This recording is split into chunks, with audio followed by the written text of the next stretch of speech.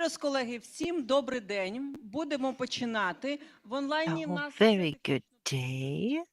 I hope online participants can hear us well.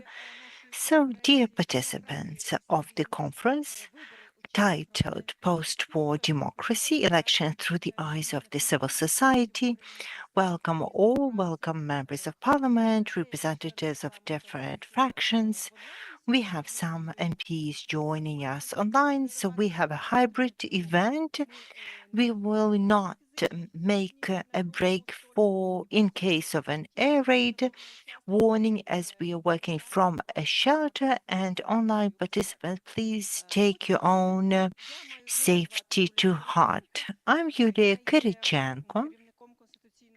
I lead the constitutional issues at the Center for Political and Legal Reform, and I have the honor of moderating this event. The event is organized by the Center for Political and Legal Reform and Civic Network Opora with the support of the UK, of the British government. So we would like to thank the UK government, UK Aid, for helping us conduct this event and present our white paper on post-war elections. It's almost finalized.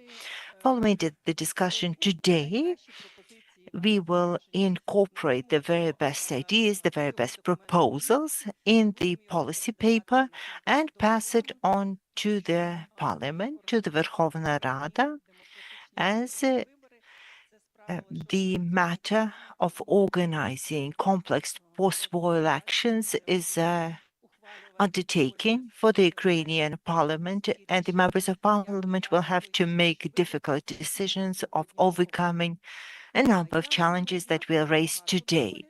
There are many of us. Once again, thank you for dedicating your time and joining us today in light of the importance and the key challenge of preserving democracy after the war that the elections will pose. We have a 5-minute limit for the intervention, 10 minutes for the presentation, and 2-minute limit for the discussion. Please make use of the headphones. If the green light is on, then you're following in the English channel, and the red button signifies Ukrainian language. I hope the interpretation can be heard, and we are also broadcasting over Facebook and over YouTube in English. We have the honor of giving the floor to inaugurate the event to the Member of Parliament, Head of the Верховна Рада Committee on Organization of State Power, Local Self-Governance, Regional Development and Urban Planning, Olena Shuliak. This is a specialized committee of the Верховна Rada that will have the mandate to develop amendments and changes to the war. How do we conduct the presidential, parliamentary, post-war elections followed by the local elections? Can we have Ms. Olena Shuliak? She must be joining us online.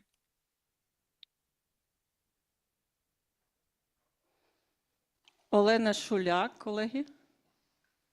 I hope we can hear Olena Shuliak. Can we have her in Zoom, please?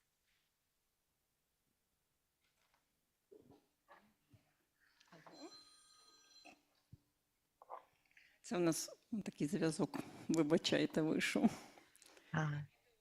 Sorry for this technical delay. Olena has difficulty turning on video and sound. Can you bring her on? Доброго дня, шановні колеги. Доброго дня. Good day, dear colleagues. I hope you can hear me. Thank you for the invitation. to the organizer, we'll be discussing a very important and very sensitive topic for our society, for our whole country. We would like to be on the same page with you, and I'm very grateful to the organization that have come to the fore with an open statement saying that during the martial law at war, the elections cannot happen.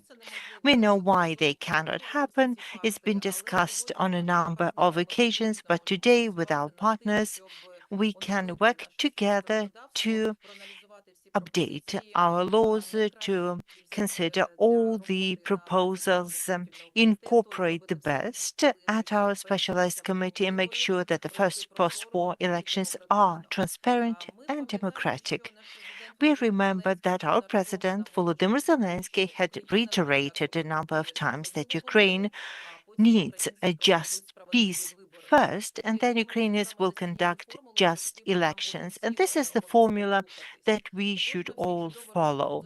We also know that the existing constitution of Ukraine and the existing electoral code do not stipulate post-war elections, so we'll have to legislate these elections together, and we will set the rules that will form the foundation. Also, in 2022, we ceased funding the Central Electoral Board and to enable the uniform analytical system under the new electorate code. We will resume the funding whenever possible and take all the steps needed to prepare the elections. And finally, on the 25th of February, the Verkhovna Rada voted in a statement on the support for democracy in the context of aggression of the Russian Federation. In particular, it was about supporting the president and stated that as of today, it's not possible to organize free, transparent, and democratic elections that would be recognized by our partners, by the international community, and under the constitution, they are not possible.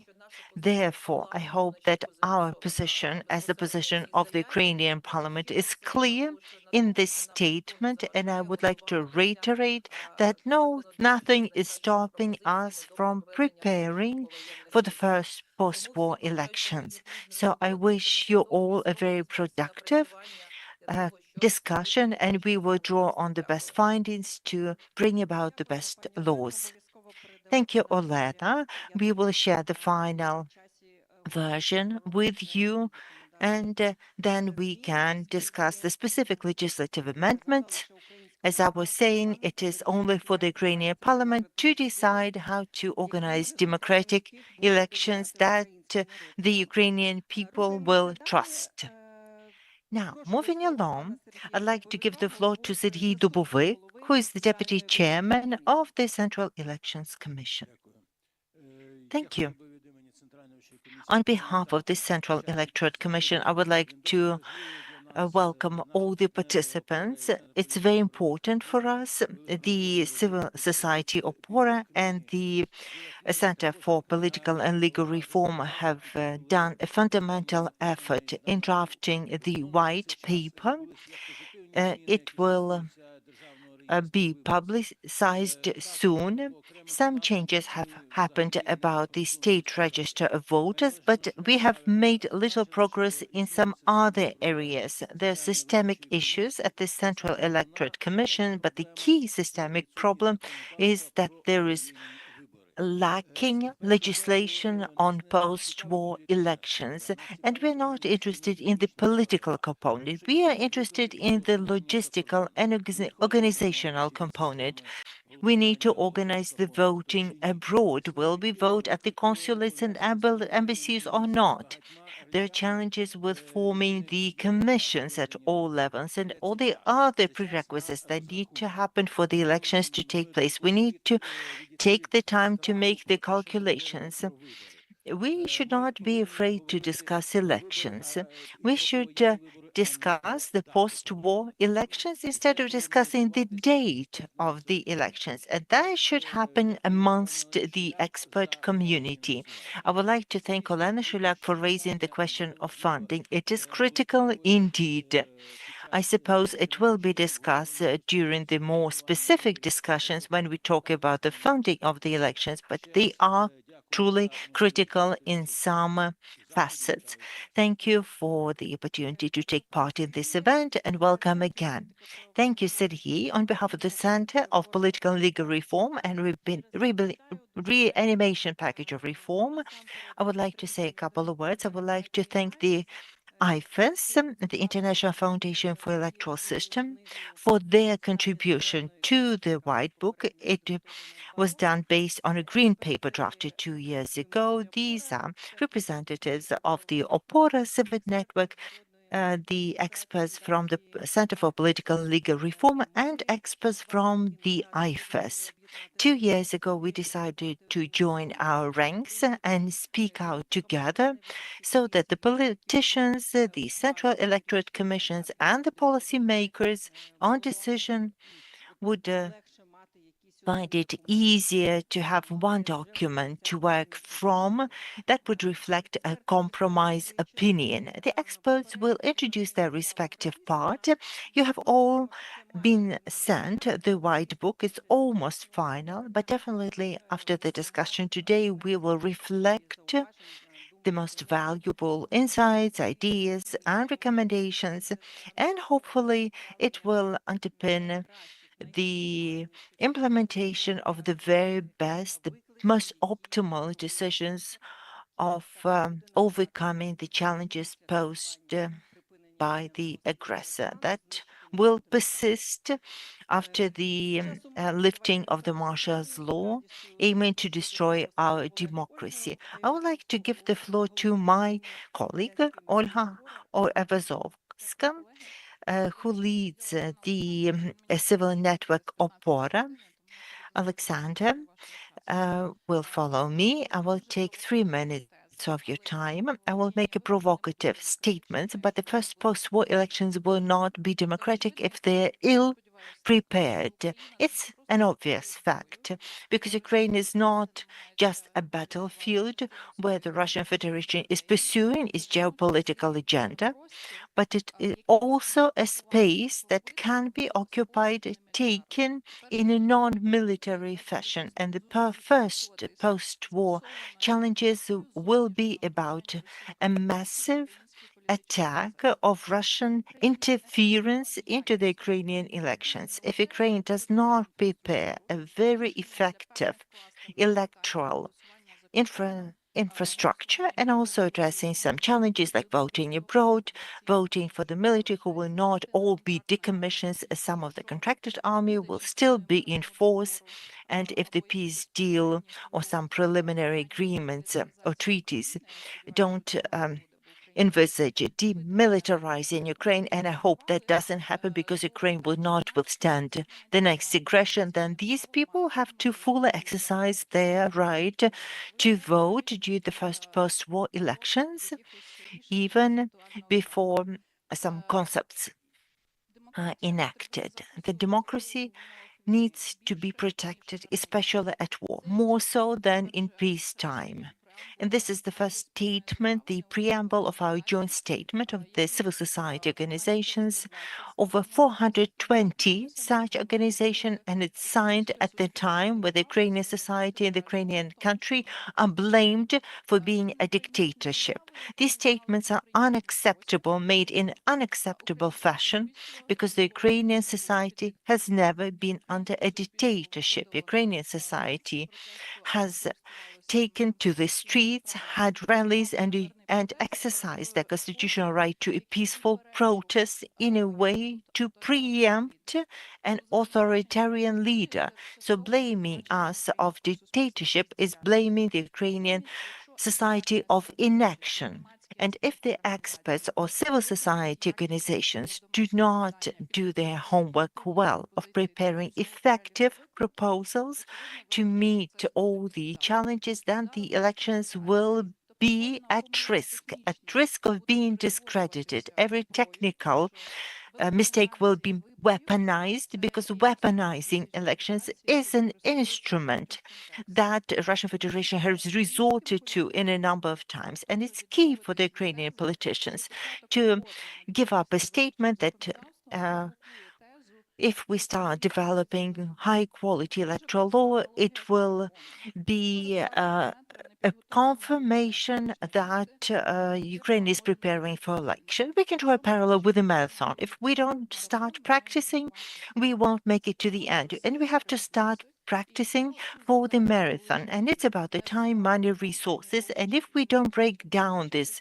enormous goal into smaller objectives, sub-tasks, then the first post-war elections will not be democratic.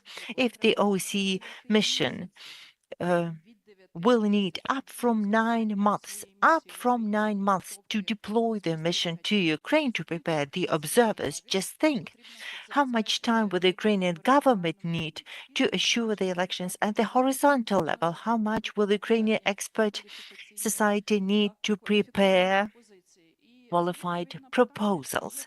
So it's a question, is the discussion about the elections premature, and will it provoke a toxic perception amongst the Ukrainian society at this demanding time? So the questions, I believe these discussions are timely, and we need to arrive at the non-political decisions.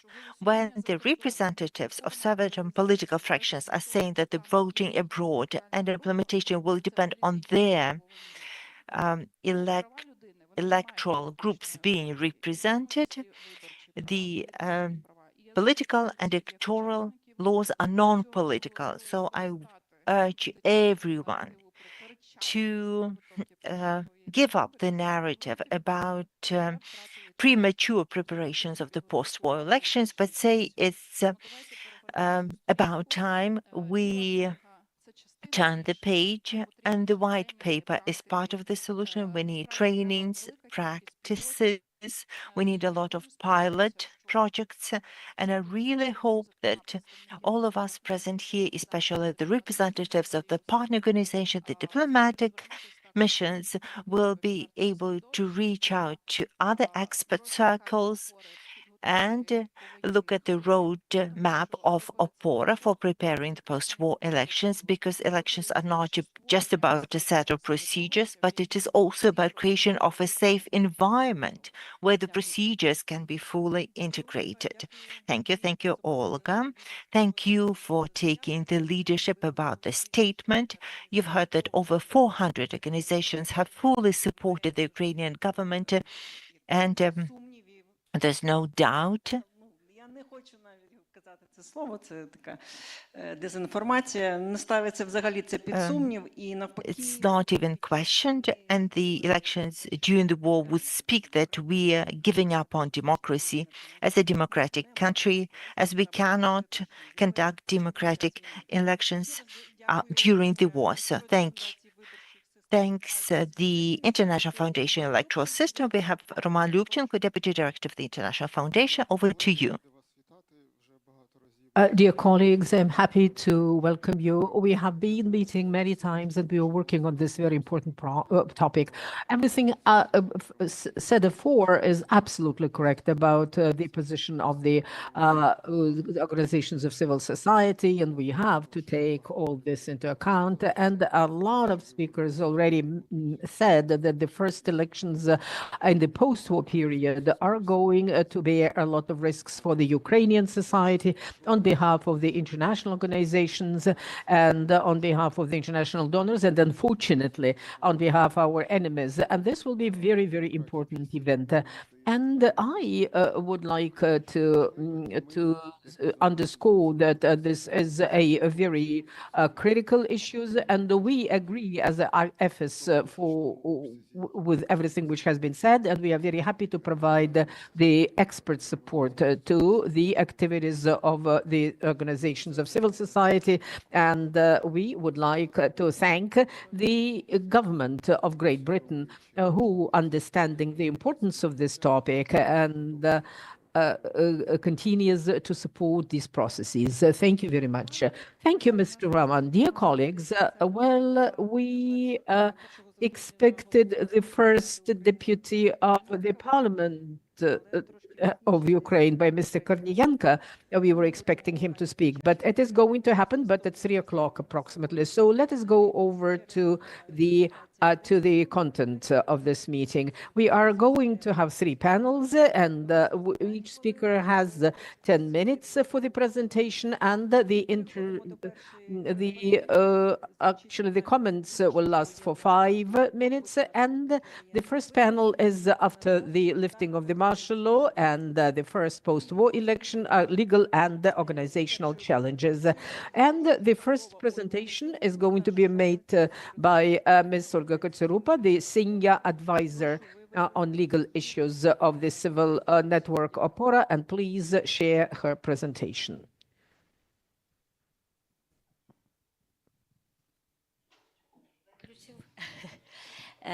Дякую. Thank you. And I have a very complex task to actually introduce 200 pages paper within 10 minutes, but we are going just to emphasize the main points. Well, actually, we hope that the participants have read the white paper, and during this discussion, we will be able to go into details and to give the very specific comments. But as distinct from the roadmap of Opora, as for the post-war election, the white paper includes not only the tasks which are the top priority and which are absolutely necessary to implement prior to the conducting the post-war elections, but also it has a long-term, medium-term, and long-term and short-term perspective. You can see the nomination and registration of the candidates being discussed there, and the territorial organization of the electoral system and territorial organization has to be resolved, and without this, it will be impossible to carry out the post-war elections. And this discussion is not going to be over after carrying out the post-war election, because it's an eternal topic. So you have to understand, while reading this white paper, you will have to remember that this is not necessary to complete all these tasks during this marathon, but in general it will be necessary to do that. The legal nature and regulation is very important. The first question we have to answer is what sort of elections we are talking about at present, because the term of the elections which are identified by the Constitution, and this is the last week of the October of the 5th year in office of the President. Well, this deadline has been missed, and on the 5th of March, the authority has expired for the presidential election and the parliamentary election. So we won't just consider these elections, regular elections, and they have been postponed. And we have to actually mention that we cannot talk about the extraordinary elections, because they envisage the premature and early termination of the authority, but these will be very special elections.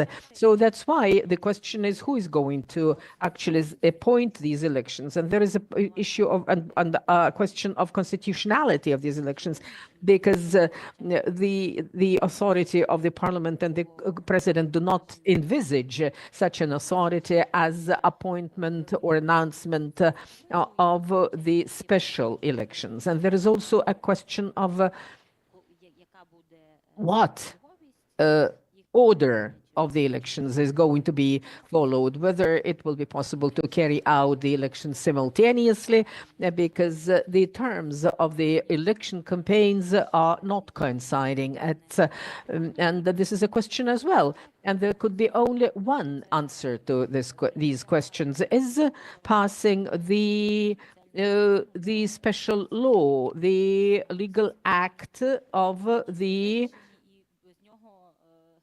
ми не зможемо of рухатися. the Питання, про яке ми вже неодноразово говорили, це and критерії there is можливості. another question which we have been discussing. These are the criteria of deciding whether the elections are possible or not possible to be carried out. The draft law has been already developed by the Parliament. It has not been yet registered, and the resolution of the Central Election Commission. Some of them are, some of the provisions really are the same, but some are differing.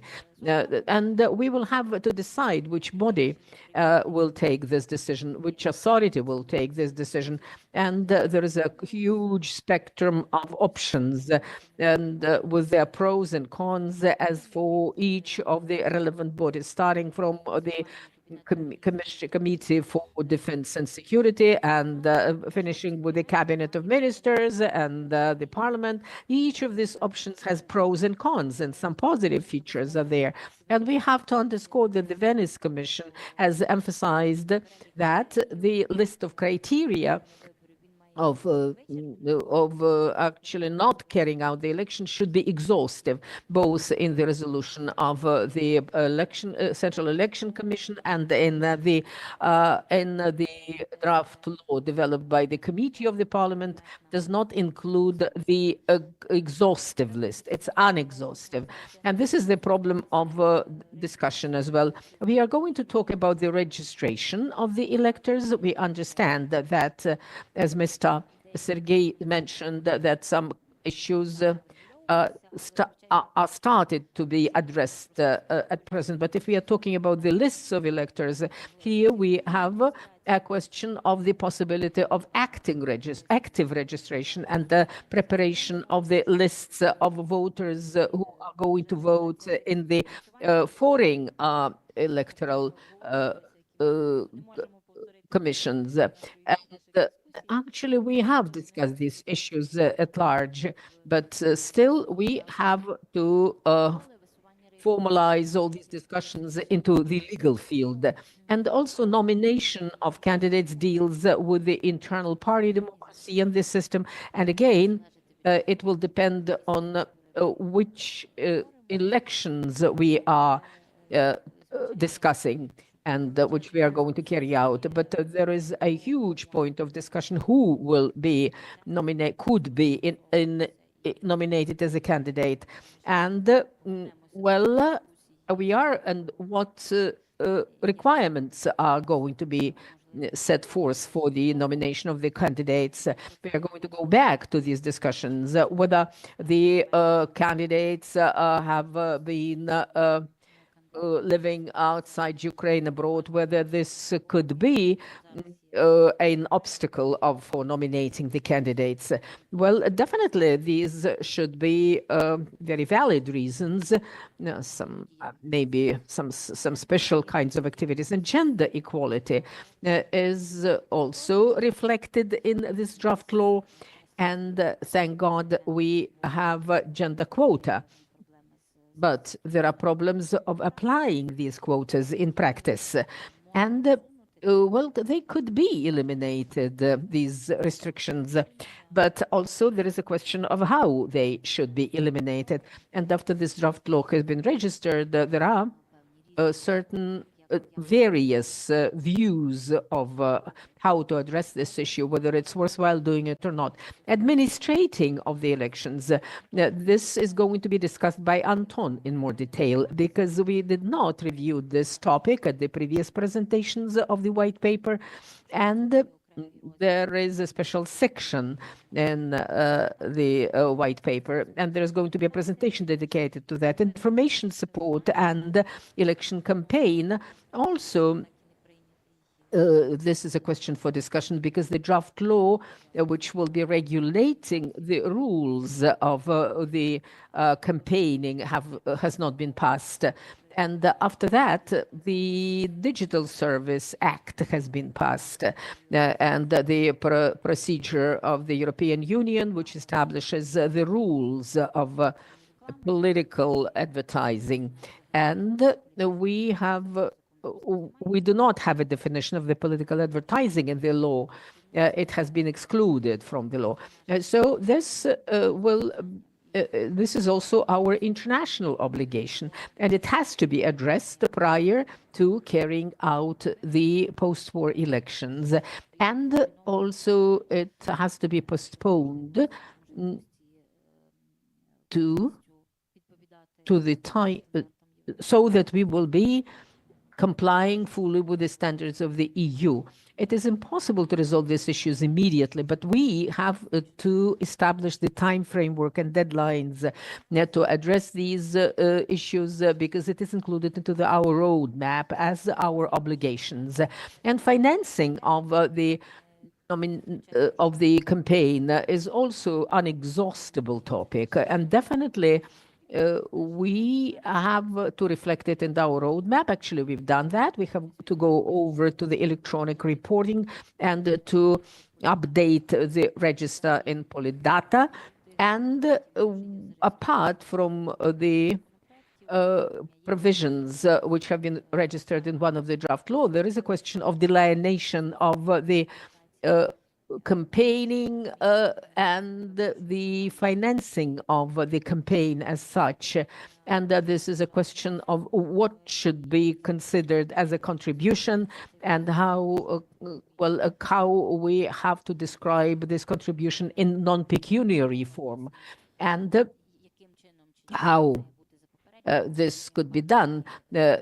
Well, according to the agreements, prior agreements with the party, or it could be just considered as a fact. And this is an area where we have to work on. And this has been reflected in a big list of the problems of the white paper, and the preparation for voting and establishing the results are going to be discussed by Anton. And the first challenge here is, what are we going to do at the foreign electoral commission, the precincts, and the number. And this is a big question, which we have to find the answers. And I'd like to briefly talk about the appeal and liability.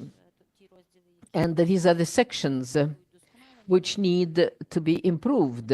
And when we are talking about the criteria of the impossibility to carry out the elections, definitely there should be relevant mechanisms of appeal. And these mechanisms of appeal have to be included into all the sections of the white paper. But there is a question of liability, responsibility, especially if we are talking about the organization of the elections outside Ukraine, abroad, because administrative offenses, if they are going to be made outside Ukraine, are not going to be reviewed and appealed. And this is also bribery of the elections, and this is also administrative offense. If we are talking about the criminal offenses, there are problems as well, because all the mechanisms of international cooperation are being launched when the relevant offense is envisaged in the law of Ukraine and in the law of the relevant country. And we have carried out a big survey or research in the Polish Republic. So, well, there should be also in legislation of the elections of Poland.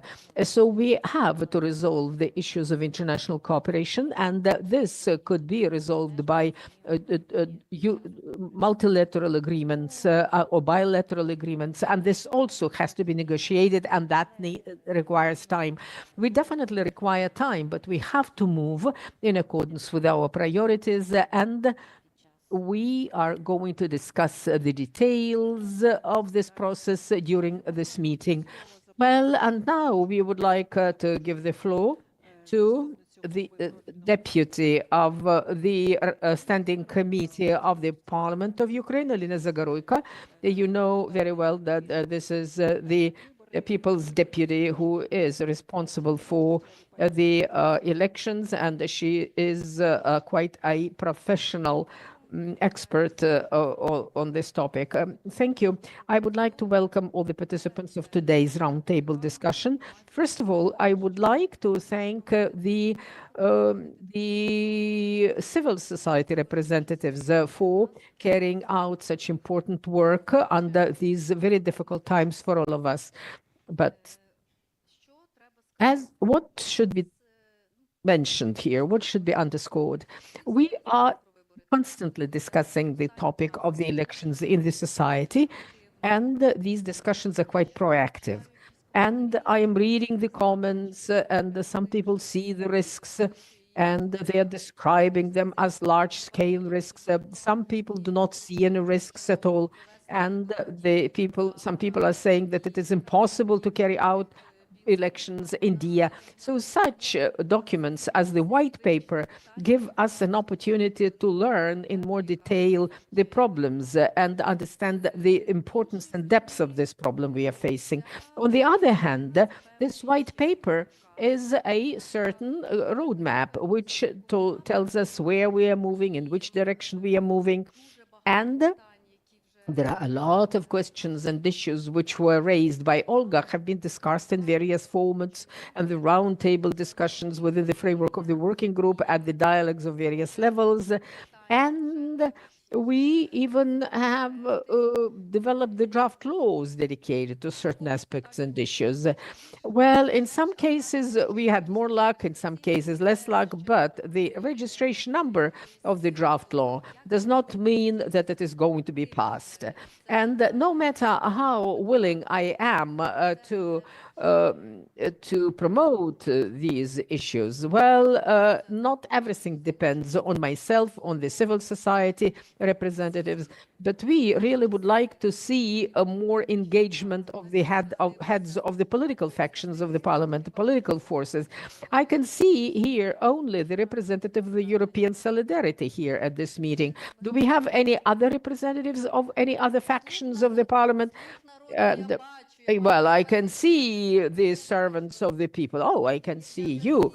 But I mean all the apolitical actors. But nevertheless, if we start reading the white paper, and if we analyze this document, we will see the following. Actually, we can see two tracks. One is the organization and carry out of the post-war elections, the peculiarities thereof. And the second track is Euro integration track, and these are our international obligations. And actually the implementation of the ODIHR mission of the OSCE. And here we have to focus our efforts and to delineate these two tracks, because there are top priority issues and short-term issues, but there are some issues which are important, but they are not that important at present. If we are talking about the criteria of the impossibility to carry out election and the gender issue, well, I would say that the criteria for impossibility to carry out elections are more important, and we have to discuss those very proactively at present. We also have to be quite frank and open, and not to be apprehensive of raising the topics of organization of the elections and including the issues of the electoral system. Because it has to be discussed in the context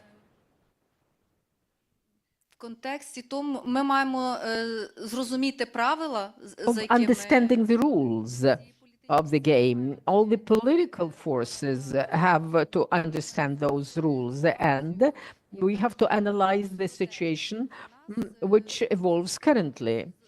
And I am asking myself the question, we are counting the number of the electors, and if we count the number of the military servicemen and the forced migrants, so this will be like 4 million electors. And then we don't know whether these military men are going to stay at the same positions or are they going to return back home? And all this will affect the result. And at the previous elections, the quota in 2015 was 800,000 electors. And in accordance with the system in the electoral code, it means that 25% of the electors are not going to have an impact, and they are not going to vote for the regional lists, whether it's going to be fair. And again, I would like to encourage you to discuss this topic and not to be apprehensive of discussing it. And if we go back to the second track, the Euro integration track, again, it is very important, but maybe not that important as the previous one. All the recommendations which ODIHR has given us by OSCE were given in 2020, and prior to that, they do not take into account the post-war challenges, but the adherence by them is not that necessary at present. We can implement those recommendations gradually. When we are going to prove that democracy exists in Ukraine, we can do it until 2030.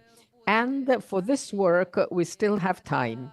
But for organization of the post-war elections, we have to pay more attention to these aspects.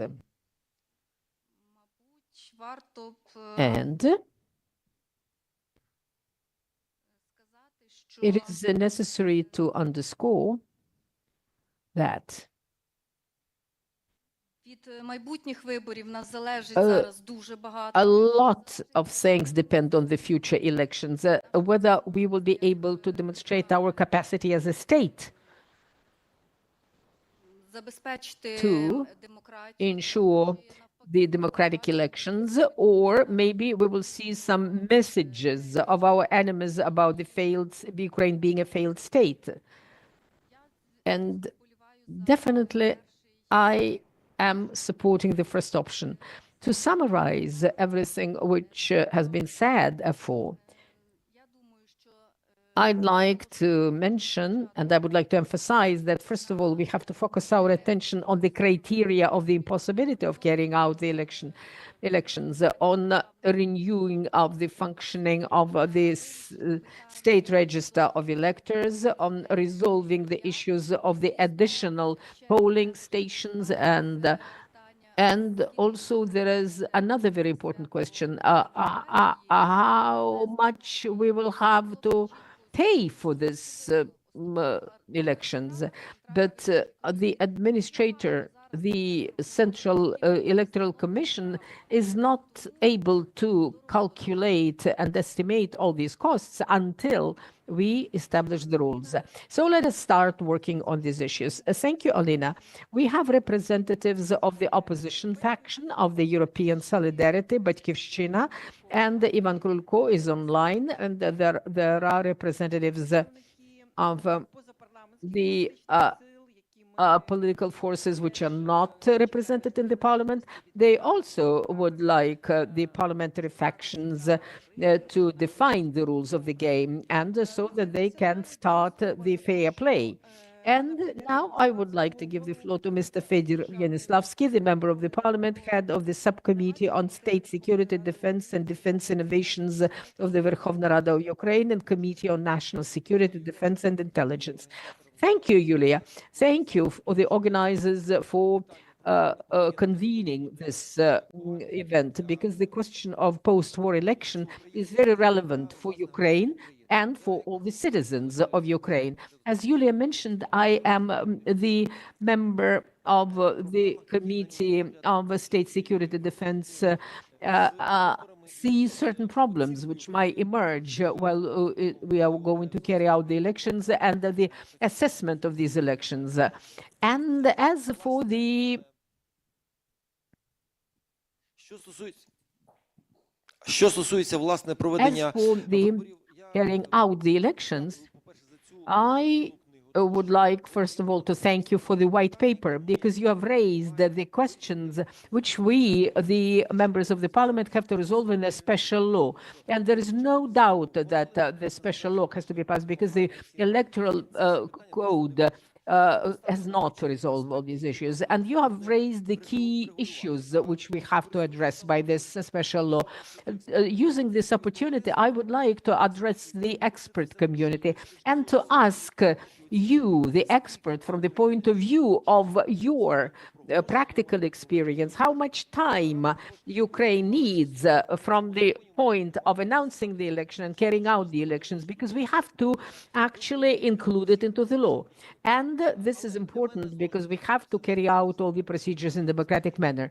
And for me, as a member of the Committee of Defense, the question of national security is very important for me, because at present, in the civilized war, nobody doubts that the government and the president and the local government authorities have been elected on the democratic, transparent, and fair elections. Nobody doubts that. But nevertheless, our enemies are saying that certain, representatives of powers and the parliament are not legitimate from their point of view.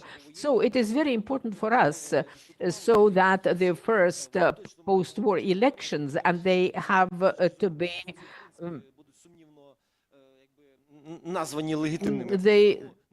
They have to be the next elections, maybe postponed, but nevertheless, the next election would be carried out so that nobody will doubt the legitimacy of the future parliament and the future president, because this is going to be used by the country aggressor. Due to the specific features of the membership in my committee, I have classified information which is provided by the intelligence services, so that definitely the aggressor is going to use this point of the illegitimacy of the future power. So it is very important for us to carry out the elections in accordance with the international standards and the constitution of Ukraine. So the security problems, and this is the security of the participants of the election process, of all the participants in all the forms, because everything depends on the form of suspending the military hostilities. The suspension of the hostilities, this is a problem, and this also will define the time framework for the announcement of the elections. The fact of a ceasefire automatically is not going to be a ground of lifting the martial law, because in the law on martial, it is mentioned that the risks of territorial integrity of the country to continue the martial law. And the big problem is to formulate in the future document the definition of the ceasefire and provision of the security of the elections and the participants thereof. The second key problem, which was mentioned already, is organization of the elections at the foreign electoral and I've discussed it with the ambassadors, and it is mentioned that it is impossible to carry out these elections outside the country so that we can ensure the participation, the full participation of the electors. The similar situation was taking place in Turkey. Now we have the millions of citizens who are living outside the country. So without a mechanism of returning the electors to the territory of Ukraine, or some other mechanisms have to be found. Це моя одвічна проблема, на яку скаржують студенти. Дякую. My students have always complained of me talking too fast. I'll try to slow down. So the greatest number ever were a few thousand in one constituency, in one polling station, and in terms of the international standards and the Ukrainian legal standards, we can only conduct at the territory of the consulate or embassies.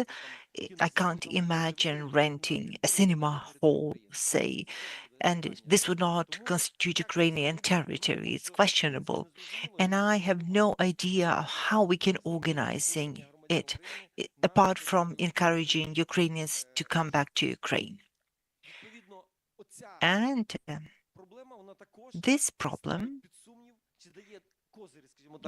gives a trump card to our enemy, saying that some never had a chance to vote or we did not observe the general voting rights of the Ukrainian nationals living abroad. There's much to be said, and I won't use up all the time. I will recap that the risks of the first post-war elections in terms of national security of Ukraine are plentiful. We have to try to minimize them, not to give grounds to the enemy to file some accusations against Ukraine. The draft law and the recommendations that you're going to submit will be thoroughly scrutinized by the Parliament and will be guided by them, because the experts need what matters need to be regulated for the elections to happen in full compliance with the Constitution and national and international laws. We've completed the first part of this event. We've covered the main keynote interventions. Now we have a Q&A session. Please volunteer. I can see Sergei Harchenko with a reply. Please make your desire to be known, and I'll see how to manage the time. So Sergei would like to take the floor. We have Andriy. Anyone online? Fine, 3 more. Fine. Shall we limit then interventions to 3 or 4 minutes? Thank you, Yulia. I'll be brief, as now we're warming up before the specifics are presented. As to the planned or extraordinary elections, it's easier for the presidential elections because it's for the parliament to decide. But as for the parliamentary elections, the extraordinary elections are pre-term elections because there's no such term as pre-term elections in the Constitution. So both ideas are valid. We could say that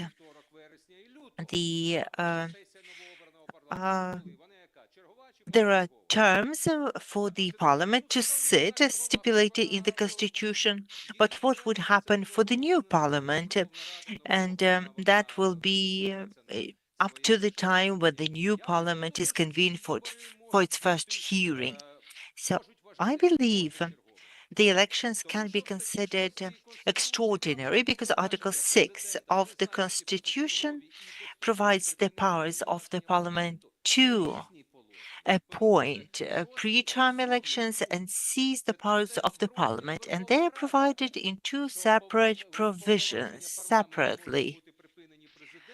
So the president can terminate, disband its parliament and call pre-term elections. So pre-term elections are unplanned, extraordinary elections, but this is the power of the president. So disband the parliament and schedule pre-term elections. And that will be a way for us to bridge a gap about the date. There are time limits for calling the elections, so we'll need to give it some more thought. Now, the authors were saying they're going to finalize the policy, that it is not the very final paper. I read it for the second time round, and then they sent the third version, and I said, sorry, I don't have the time. So let's be more responsible about this.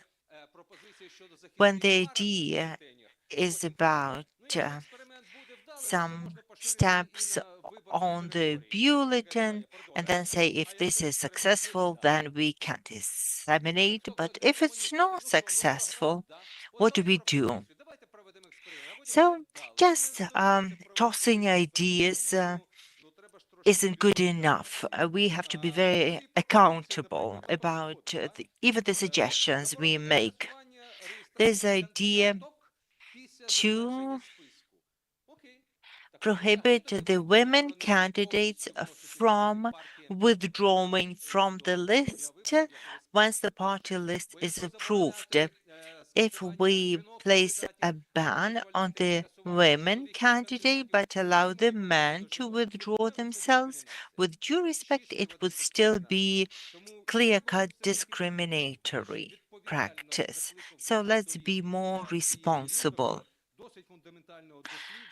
Even though the study is quite fundamental. So today, as we discuss, we'll have some more recommendations to present. Thank you, Auntie Mahera. Has the floor next.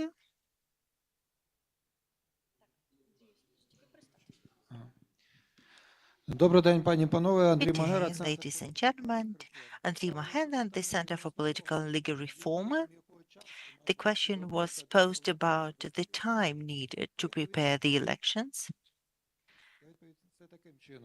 My answer would be,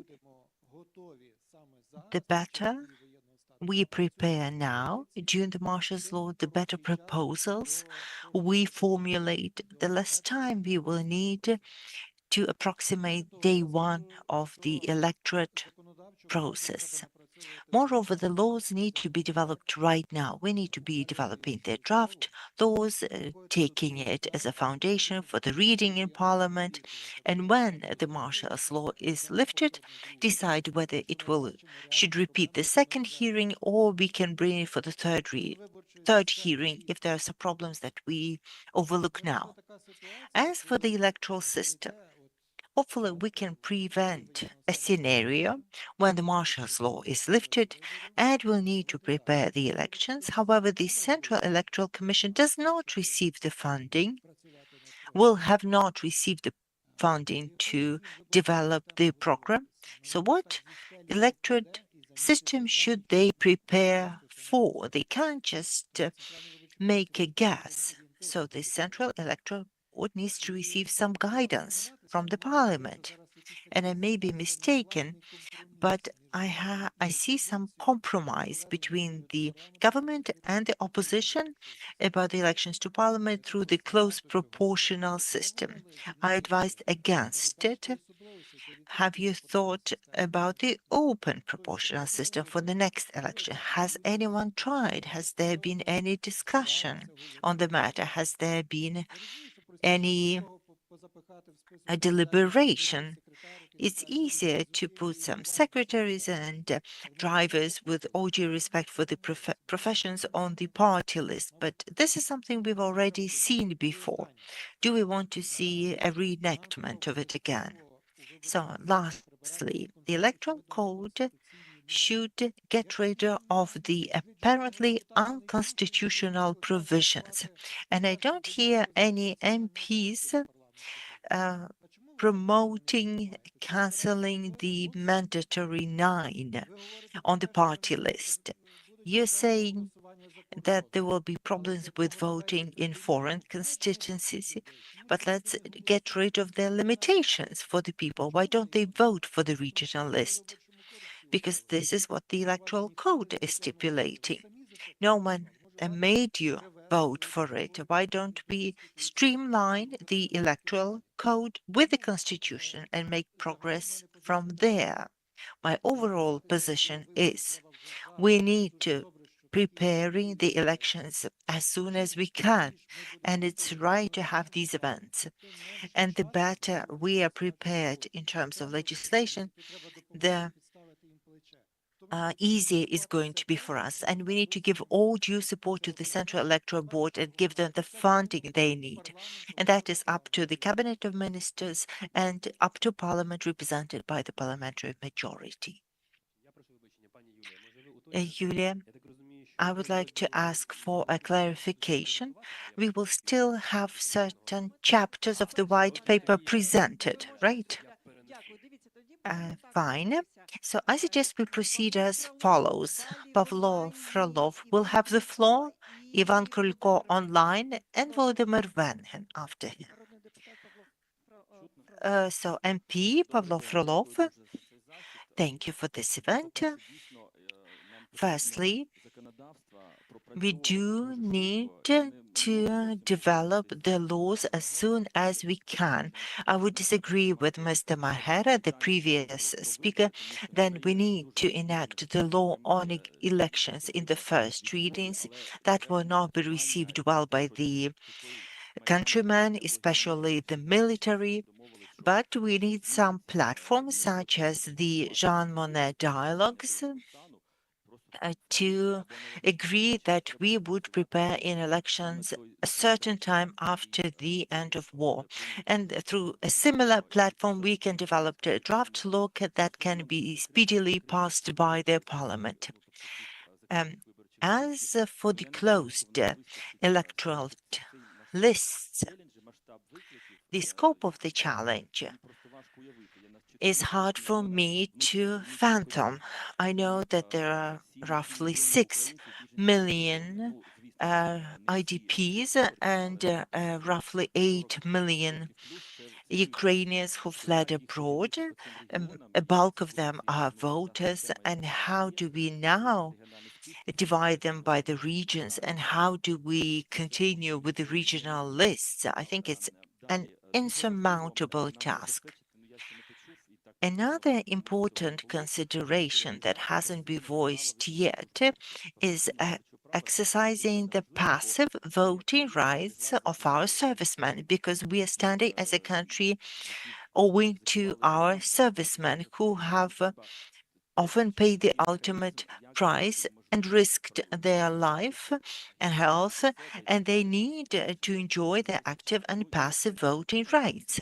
And most importantly, the most difficult topic of all are our voters abroad. I think it would be very difficult to organize, as it is the key right for the future elections to be democratic. We cannot just discard millions of our compatriots. So there are 3 countries with 40% up to 50% who have received the Ukrainian refugees. And there's a Ministry of National Unity. They are looking to create a unity agency and have the departments in the 3 countries, Germany, Poland, and others. And perhaps these Czech Republic, and these 3 countries need to have their own laws to ensure the voting rights, as these are Ukrainian national and they fled because they were forced to flee. We cannot deprive them of their voting rights.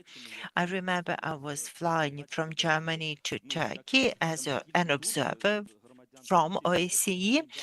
I remember all the Turkish nationals enjoyed the right to vote in Germany, and they could do so in the airports and in other fashions.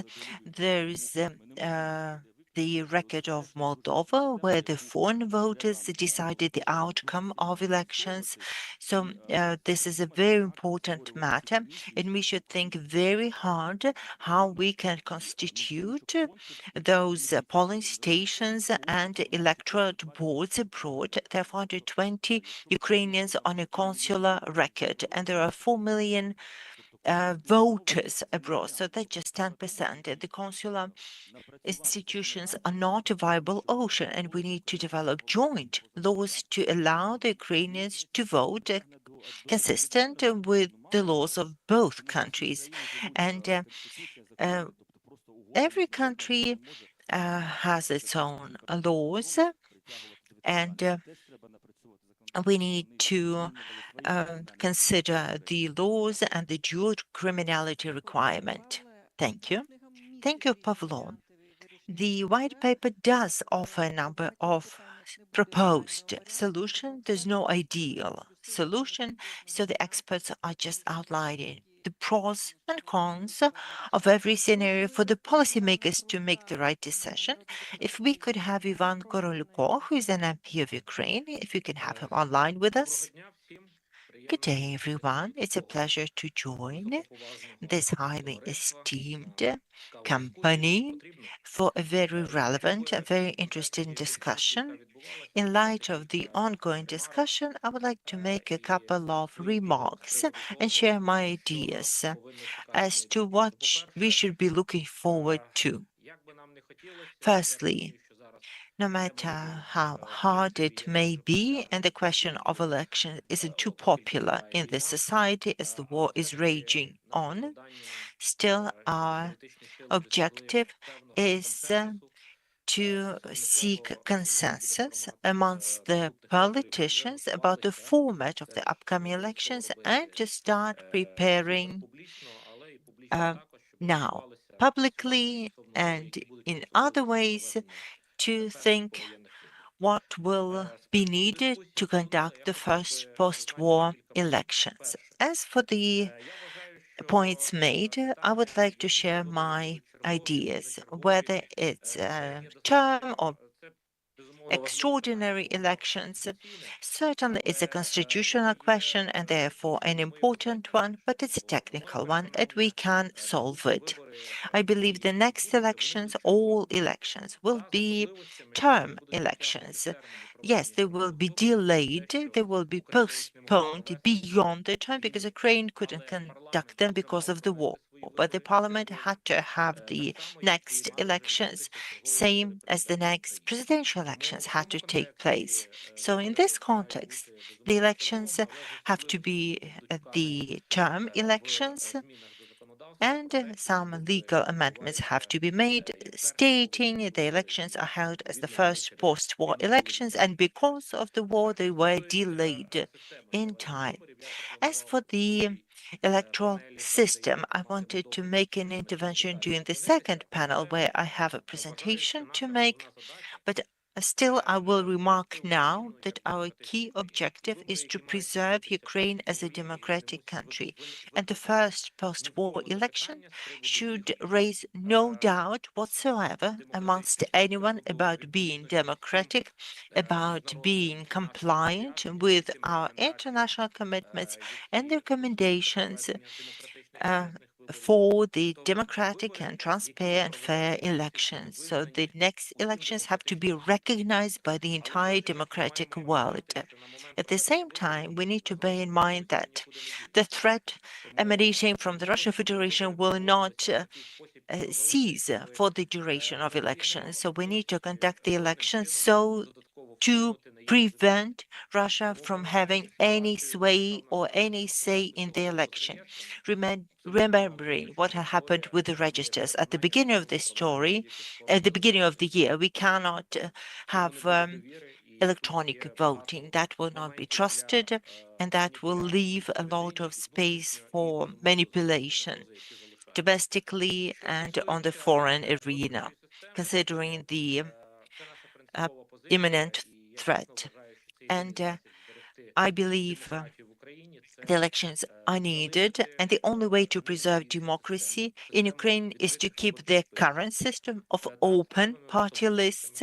Yes, it has its own peculiarities, but we need to preserve the system as open. Electorate votes will lead to the most professional parliament. The question of the closed party lists is a thing of the past, and I've seen it play out from different sides, both as an aspiring member of parliament and also as a lawyer.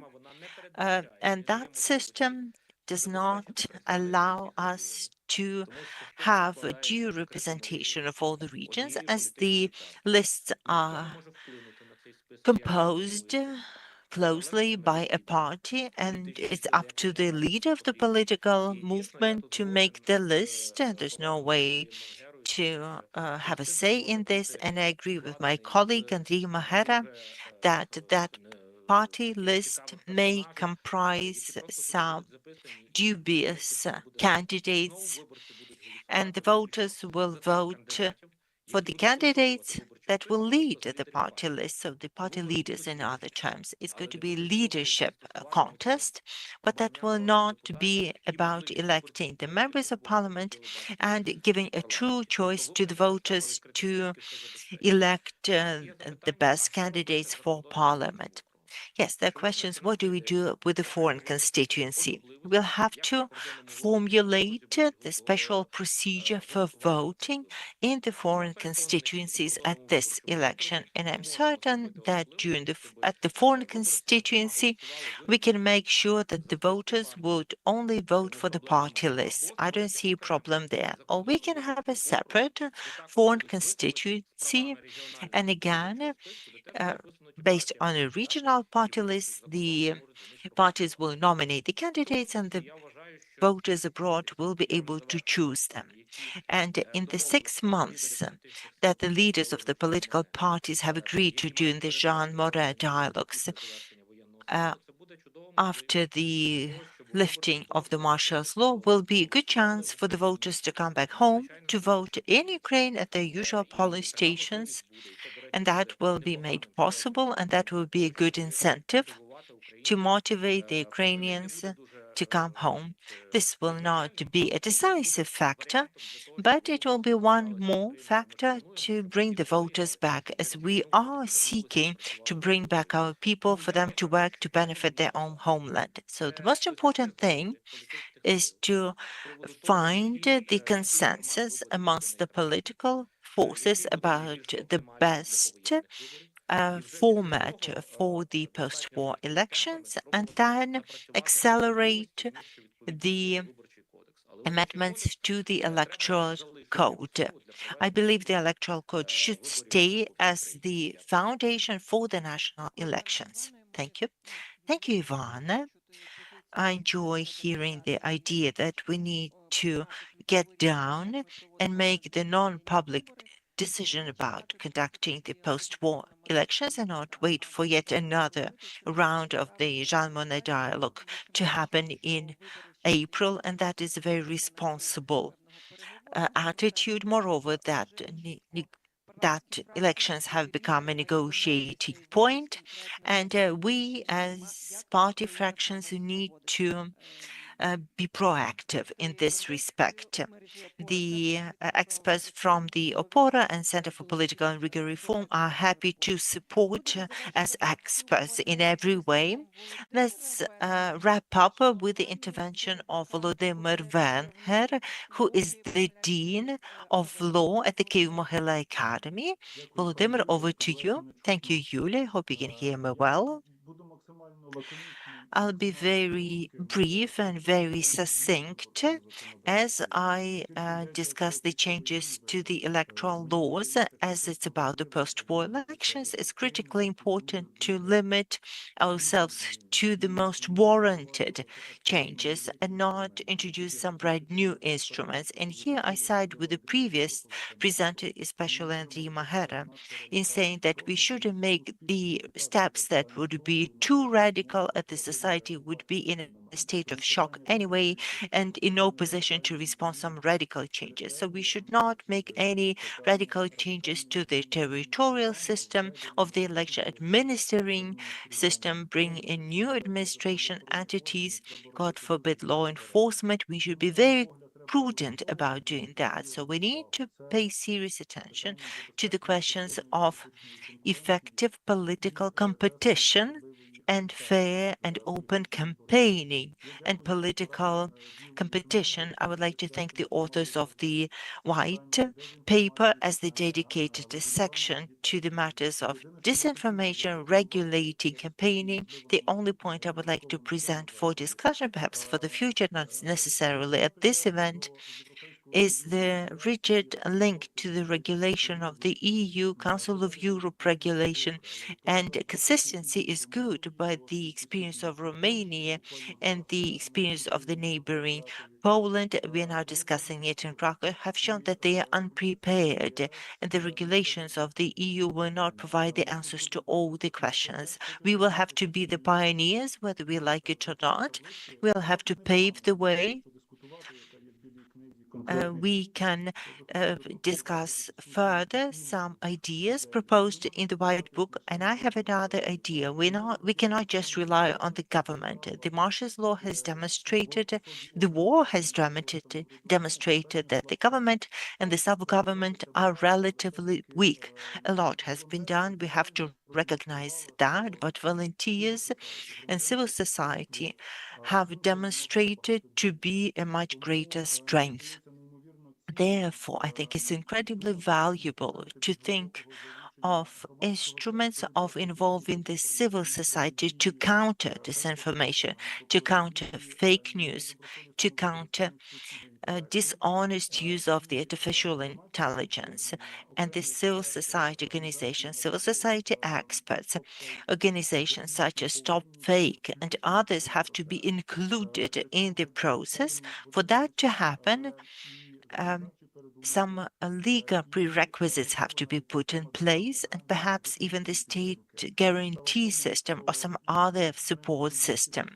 The list of the subjects proposed in the white paper, to say nothing of the obsolete provisions of the Electoral Code, will not equip us with the response to the challenges. It's no secret Russia and other bad actors will continue trying to sway the elections. That will be some of the domestic bad actors, and the standard procedures will not be able to provide the humanitarian support through governments, and the same we will not be able to respond to the digital threat through governmental structures solely. And that should lay the foundation for developing the international and European standards.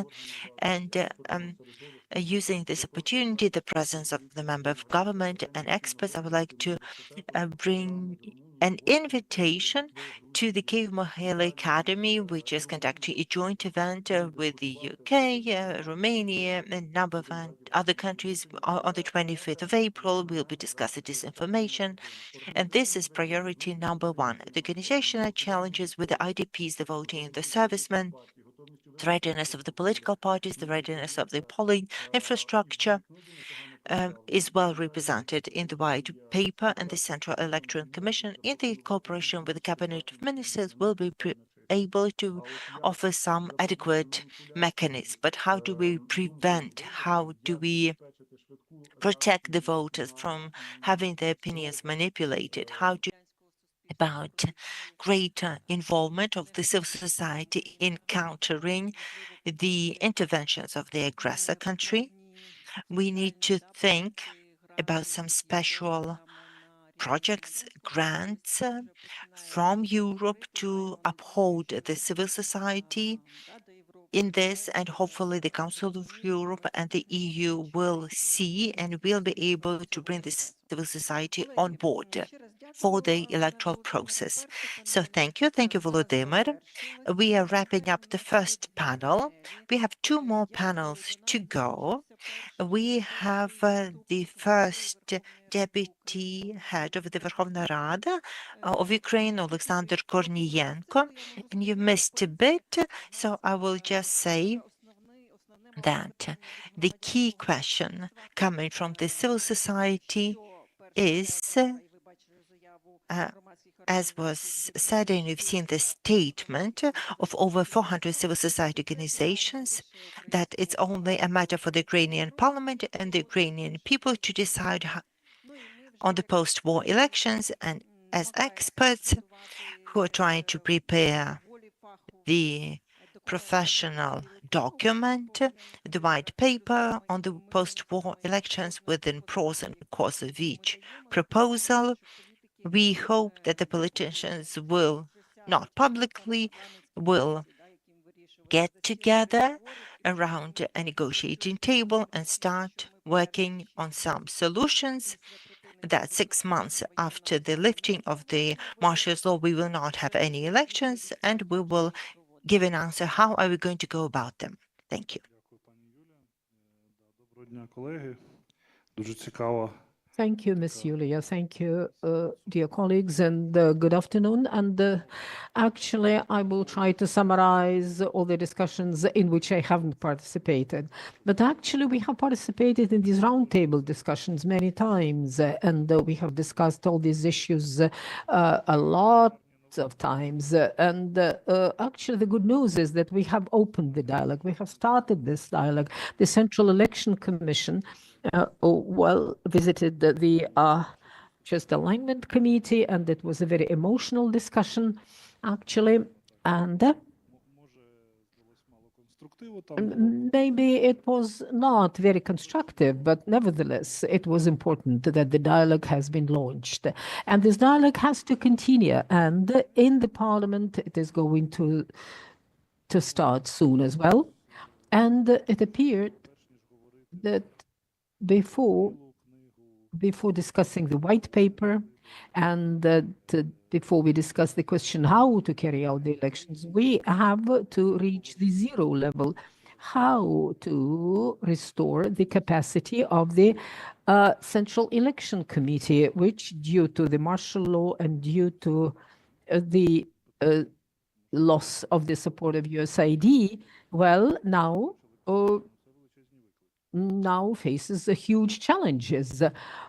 And we are talking about the cybersecurity here, and the very serious issues have come up. And also the capacity of the Central Election Committee is also under question. There are a lot of vacancies in this body, and it is very difficult to staff it.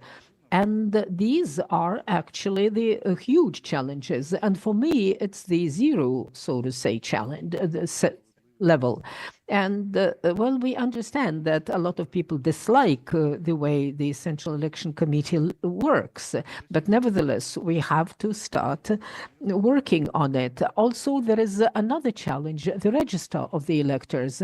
I understand that we will have to take very difficult political decisions about the increasing the motivation for the re-registering the election addresses. I'm not sure how it is going to be, but it should be spelled out in the law. Well, if it is optional and if people can do it the way they wish to do it, again, we will face the changes. And there are 3 million people from the Donetsk Oblast. Yes, yeah, that's going to be a problem. And this, at the moment of the elections, well, everybody will be telling that's great, but then when we will have to face the question of recognizing and confirming the results of the election, that will be a different question. But we do not have mechanisms which exist in some other countries. In France, for example, the preliminary registration exists. I'm not telling you which mechanisms have to be applied, but I'm just thinking aloud, and I am pondering on the number of issues coming up. Also, there is going to be a big issue with the budget. I've mentioned at the meeting with the Central Election Committee, we said that there is no list of issues which could be financed by the funds of our partners, but there are also the questions of the salaries which are to be paid to the current members of the Central Election Committee, and but there is no allocated amount. And this has to be discussed, because if we fail to discuss it, and well, we have to identify the funds which have to be allocated to increase the financing of the Central Election Committee. We cannot use the funds of the taxpayers because this will affect the number of the military equipment which we are using at present. So there is a great challenge. And these are very, initial preparatory things which we have to address before discussing how we are going to discuss the elections, what are the time framework, and also the question of terms, time framework, whether this is the next election or extraordinary elections or whatever. And there are quite a number of political issues and quite a lot of technical issues, like recovery of the infrastructure, for example. And also there is another very important question.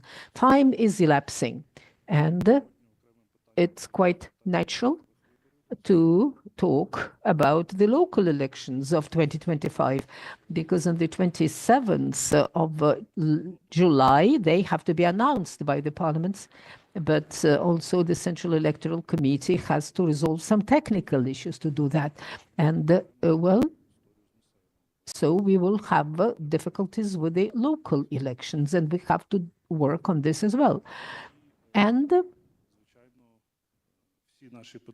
all our issues which we have discussed before, that is the elections, participation of the citizens who are forcefully immigrated to other countries, is still under discussion, and also military servicemen and their participation in the election, and they are going to be quite numerous. We don't know whether they will have an opportunity to vote. And this is the question of the passive right and the active right as well. But the active electoral right is more an organizational issues. But all these political and organizational issues somehow have to be resolved, and how we have ensured their resolution. And the infrastructure, we are very grateful. And I would like to thank the Central Election Committee for launching the process of researching the situation in the voting polling stations and their status. And I will always say that we are going to support the Central Election Commission. Unfortunately, the political leaders, even of the top level, are manipulating all these issues. But we have to research the situation of the polling stations. Well, quite often people are saying, oh, what are they researching and what they are observing there? We have to resolve the issue of the ramps and what is the status of those polling stations and how they are prepared, and whether the Ministry of Interior are ready to support the elections, and they are very important actors in the elections, and also the regional administrations. But in some of the organizations, it is not very clear who is responsible for that. And the executive committees on the oblast and the local levels have to decide who is responsible for which sectors. And if we are talking about the center of Ukraine, the protected areas of Ukraine, but if we are talking about the areas which are located close to the touchline, we have to see whether they are. We are talking about the touchline, and we are talking about the issues of the security and the possibility to arrange the elections from the point of view of the security and closeness to the touchline, and the requirements have to be set up by the civil society, government authorities. And maybe there are certain communities where there is no infrastructure, no people, so whether it will be impossible to carry out the elections there. But these are the Ukrainian territories, and we have to ensure the work of those communities, and maybe even by using the powers of the civil military administrations, as the public consultations and the inclusiveness and transparency. When I'm going to the western part of Ukraine, well, we can see that you are arranging most of the pre-election activities. And at present, it's great that you are driving this process at present. And the topic of the elections and participation of the public is a very important topic. And this is the only way we can act in this direction. So we are going to look jointly for the answers to these difficult questions. and the answers to the organizational issues as well. And your expert knowledge will help us. And also your advocacy will help us to take appropriate political decisions. And the only thing, which is very important, well, we have to be quite honest with this. We do not have sufficient expertise in these questions because we have never been carrying out the elections after the war. And I wonder who did that at all. And that's why I think that we have to approach it from the philosophical point of view. It will be difficult to ensure certain aspects, and maybe we won't be able to find the answers to certain questions. And people who are discussing all these issues, they are saying that maybe we should amend the constitution if we are going to carry out the post-war elections. So this could be a very global discussion and a philosophical level. And also, people will have to discuss how to vote in my own village, whether there is no polling station, whether there's no personnel, no members of the election commissions. All of these are huge challenges. But I hope that we will move slowly forward. And I believe that this topic has been discussed quite proactively since the beginning of this year. And at present, we are preparing for the 12th round of the Jean Monnet dialogue, and this topic is going to be dedicated to the post-war elections. So we will invite the representatives of the Central Election Commission, representatives of the military state administrations, and one of the functions of the Parliament of the 9th convocation. There are several challenges. We have to actually continue preparation to Euro integration, and the financial issues have to be discussed. And also we have to pass the laws as for the budget and financing of the elections. And this is very important for the organization of the elections. And I hope that we will be able to resolve that. But as far as the processes and nuances are concerned, we are going to discuss them a lot. But we have to reach certain optimal result for our country. We do not have any other choice. A politicization, yeah, it exists. It exists in the society, and the media politicizes a lot of these issues and the elections as well. And maybe this is a normal situation. So thank you very much for your proactive participation. Thank you, Yulia, for your work.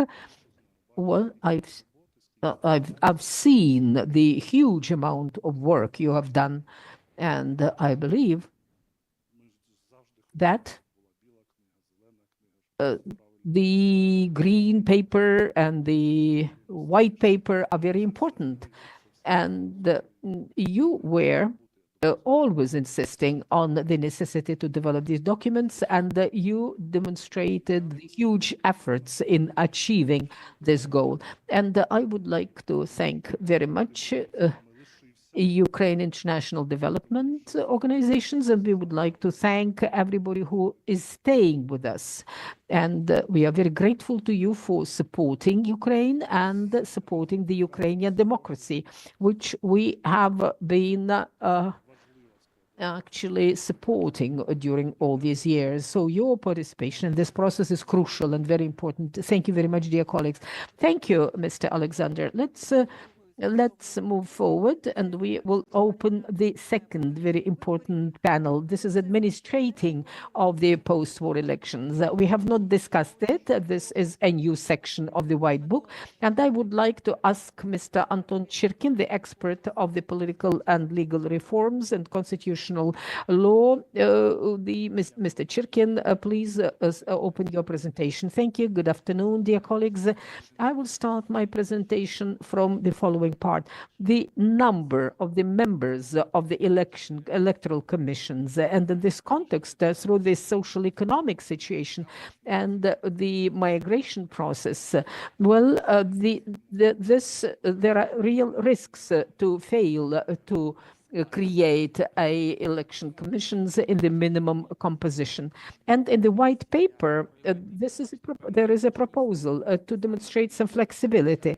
That is to give the Central Election Commission with the authority to form the Election Commission on a lower level and to take the motivated decisions. An alternative to this approach is the increase of the number of the candidates which have been provided at the parliamentary elections by 2 persons and at the national level to 3%. The legislation has not put up a ceiling of the number of the election commissions, but at the Parliament Commission there could be 118, and there is a potential risk if the candidates are registered, like 2040 plus.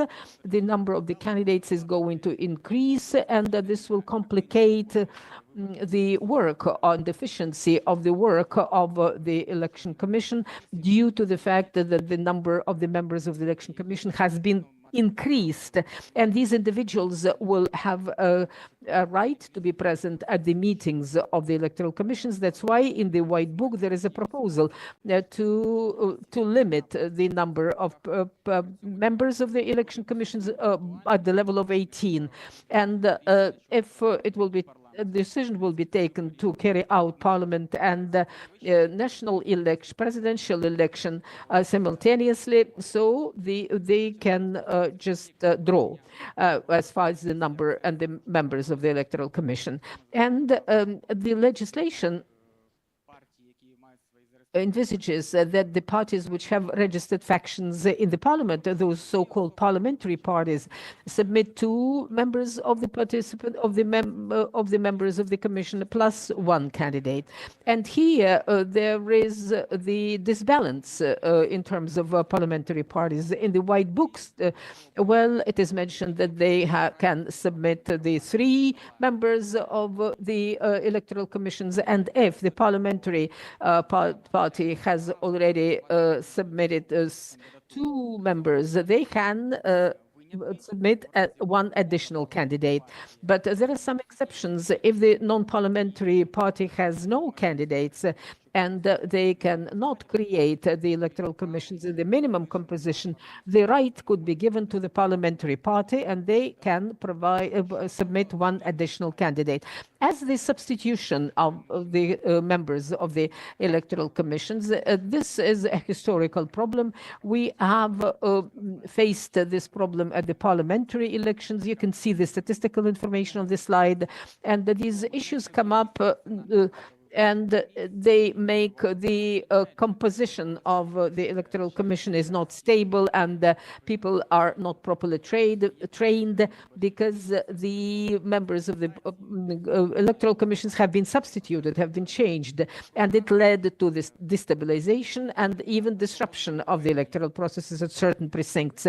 And the White Book offers some recommendations in the way to resolve it, to substitute by the candidates who have been trained, and also to limit the timeline of the change and the substitution of the members. And also there is a proposal to limit the number of rotations of the members of the electoral commissions by the same subject of submission. And we have touched upon the topic of administrating the elections in the foreign electoral commissions, and these challenges are quite well known to us. These are the infrastructural aspects, logistics and documentation and personal composition of the electoral commissions, and also information campaign. And we offer certain recommendations to overcome all these challenges. We are talking about getting the data about the exact number of electors in certain states, and also the creation of the additional polling stations outside the diplomatic representative offices, and also budgeting more specific allocation of authority between the Central Electoral Commission and the Ministry of Foreign Affairs, and also developing the concept of information and forming of the elections, and also to identify the circles of citizens who can create the electoral commissions and the resolution of the logistical questions.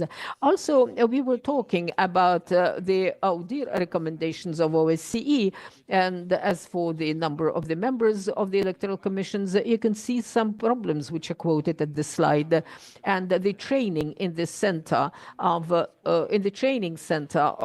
participants of the elections is not mandatory, and it has been funded by the international partners. If we analyze the status of the center, training center, it has not been defined very specifically. That's why we offer several options to resolve this problem.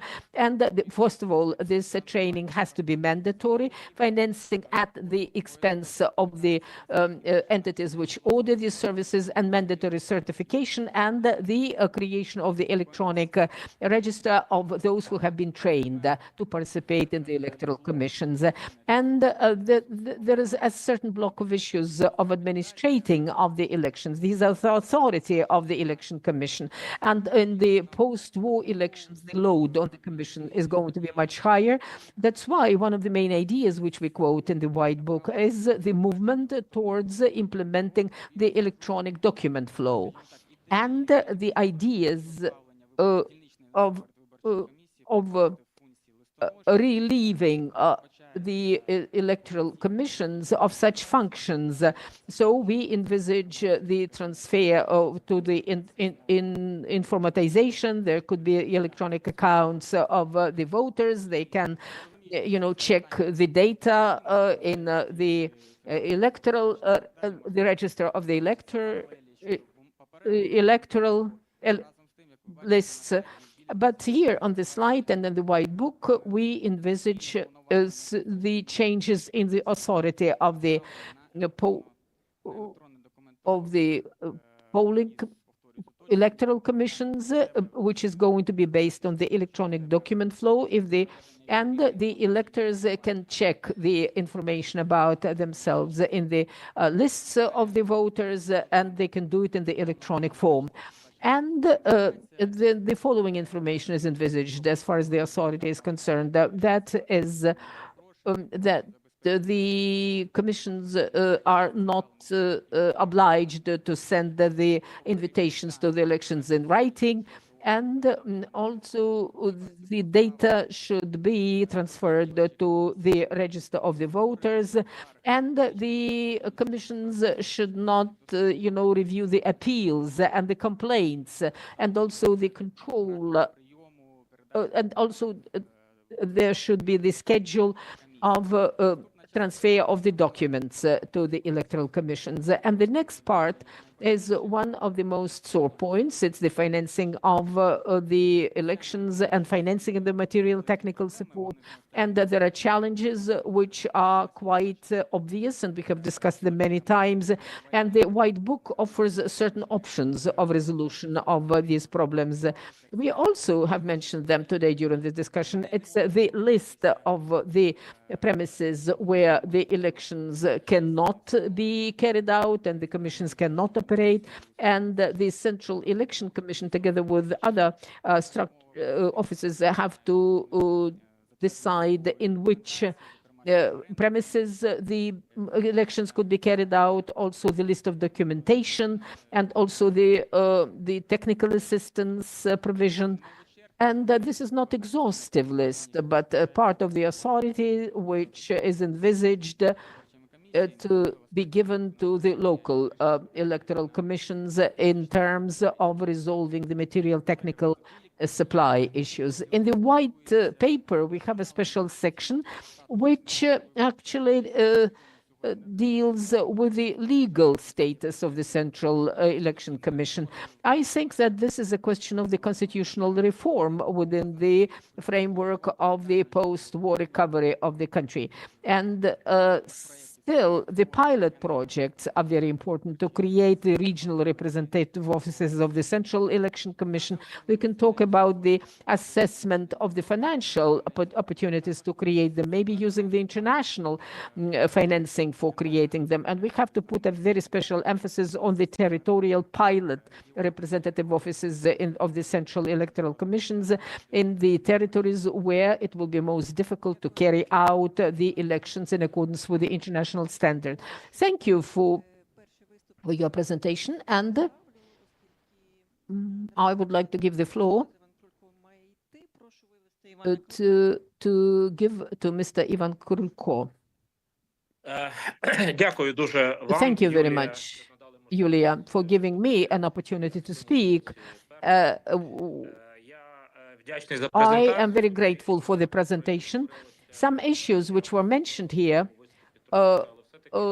are going to be commented by me in my intervention, but while analyzing various options which the White Book offers, I would like to underscore the aspects which are supported by the political party Batkivshchina, the member of which I am. And I would like to talk about the special features of the first post-war election. First of all, we have talked about the preparatory period for the first elections after the war, and the 6 months period which were discussed at the Jean Monnet dialogue have to become the basis for us, because it will be necessary for Ukraine to recover a little bit after this awful war, so that we will be able to check the status of our electoral stations and to develop the regulations, including the regulations about the Central Electoral Commissions to start the elections properly, so that the political forces will start working in the normal conditions, and so that the full-fledged work of the mass media will be resumed, so that all the political forces and candidates and nominees will be able to get access to the mass media, because they will have to carry to provide the information about their programs, because under the conditions of today it is unrealistic. And we have a lot of threats, and actually the number of threats are not going to be decreased. And also our electors will be coming back from abroad, and the IDPs who at present temporarily live in various parts of Ukraine, most probably after the termination of the hostilities, they will take a decision to go back to their, like homes. And if people have the place to come back. So we have to give the time for the transition to all the country, to all the citizens of Ukraine, to make these elections possible. So this period is necessary for the military servicemen to be able to participate normally in these elections, actively or passively, but that's a different issue. But we have to provide these opportunities to them. Another issue I would like to attract your attention to, the actually legal regulation of the particularities of the first post-war elections, so that all the participants understand all the rules and all the government authorities have to be able to resolve all this issue. So the continuity or the decision of carrying out all the levels of the elections simultaneously, and the state will have to provide the access to this electoral process. And I would like to underscore one more aspect. And this year, in the fall, the local government, the elections to the local self-government authorities have to take place. And we understand that the parliamentary and presidential elections, actually, they continue working under the martial law, but there is no such norm for the local government authorities. And actually, the local government authorities should not be deprived of the possibility to take decisions, and that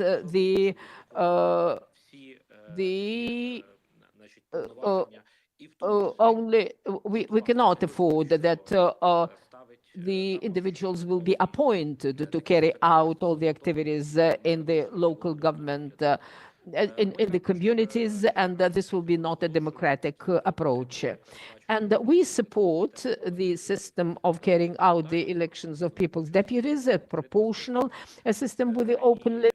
Я хотів би теж, бо була дискусія з приводу першої дев'ятки, я хотів би сказати, що це як мінімум потрібно залишити. Чому? Поясню.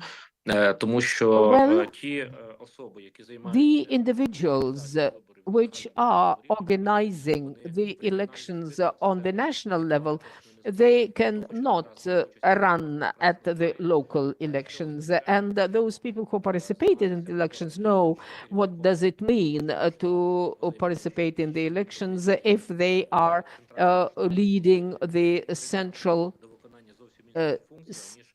central headquarters, and they are performing the functions, and they cannot really participate in the election campaign in the regional elections.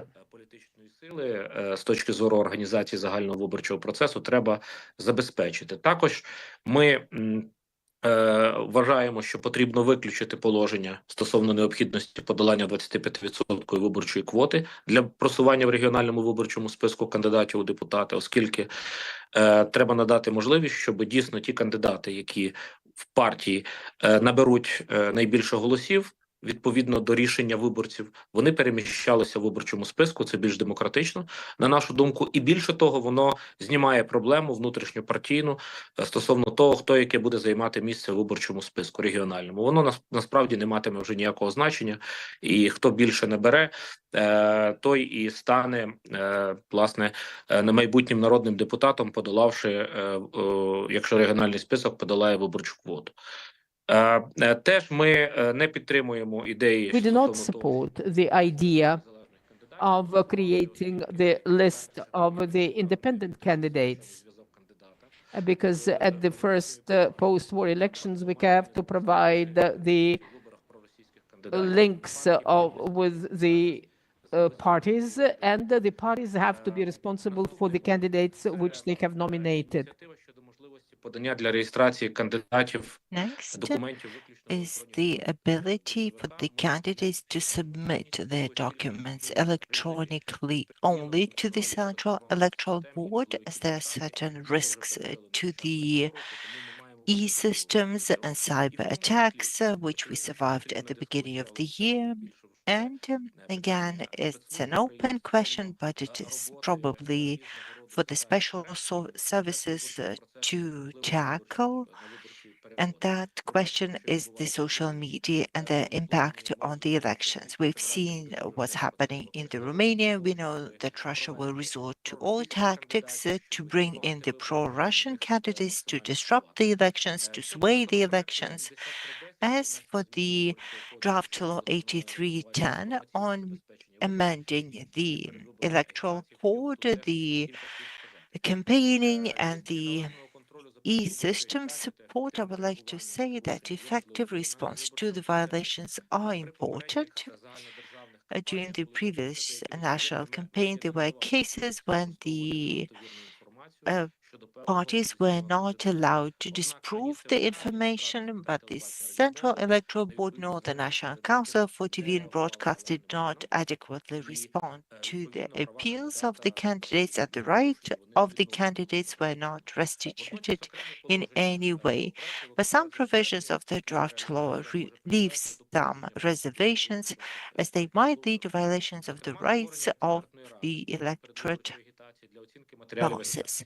The creation of the council to follow the limitations of the National Council for TV and Broadcasting will set up such an expert council, and if an expert council believes there are some violations in the campaign materials and limitations are imposed, then the candidate will not be allowed to circulate such materials. So the National Council is delegating the powers, and it can be a censorship instrument on some opposition candidates in their campaign trail. So I urge us to consider this carefully.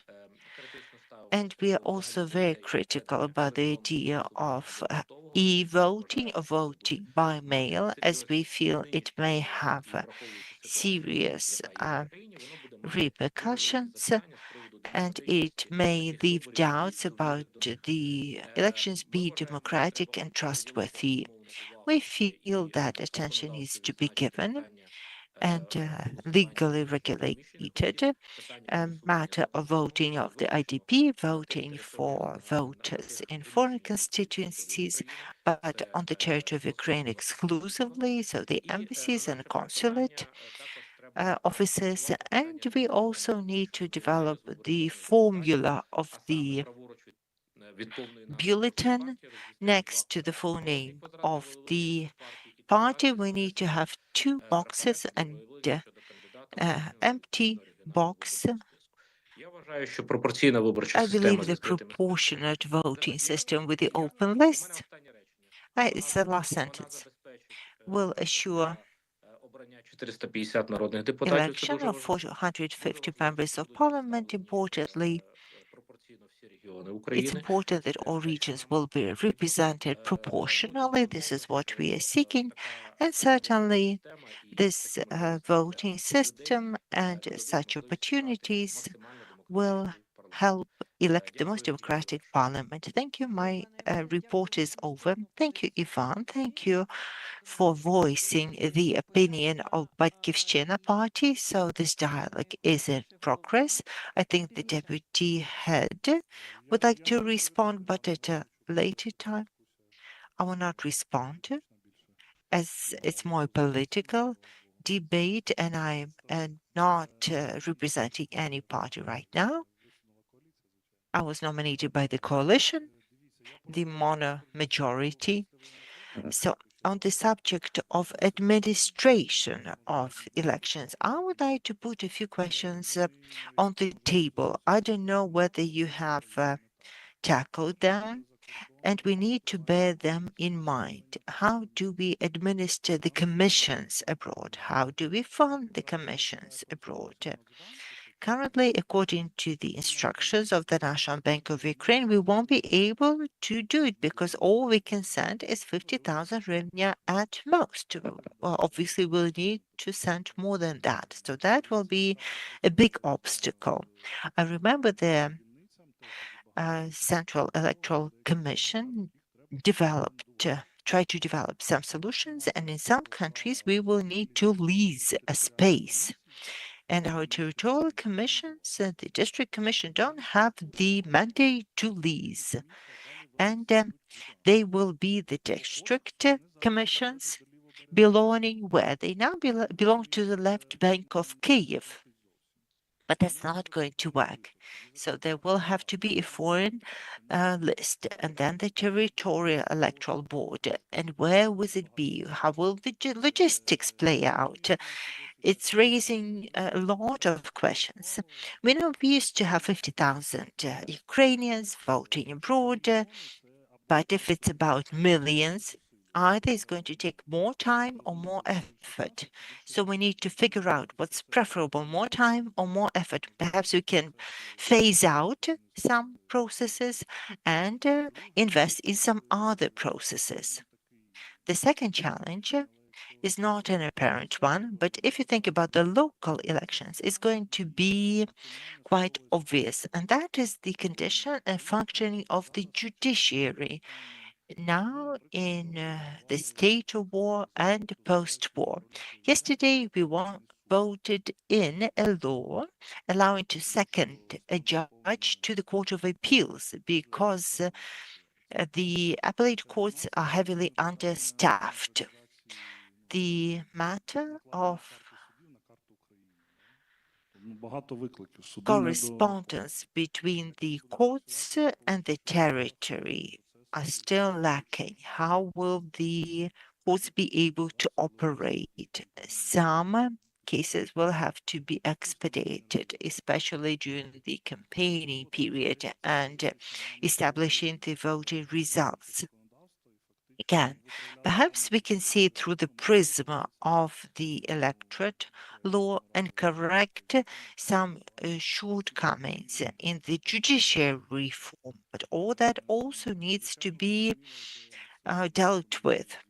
The idea is to free up the Commission of the functions that are not inherent in it, but the question is,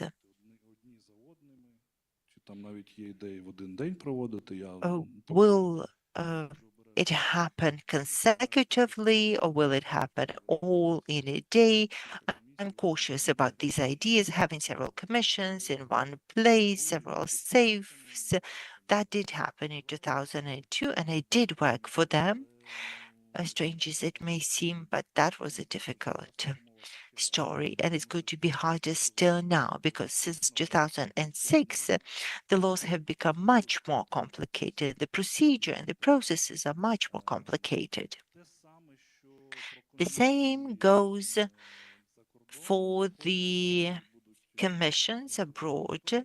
Similar changes will be faced in the borderline territories with the servicemen. One such challenge is forming a commission, especially in the places where 90% of the people are the military, and there are many places like that.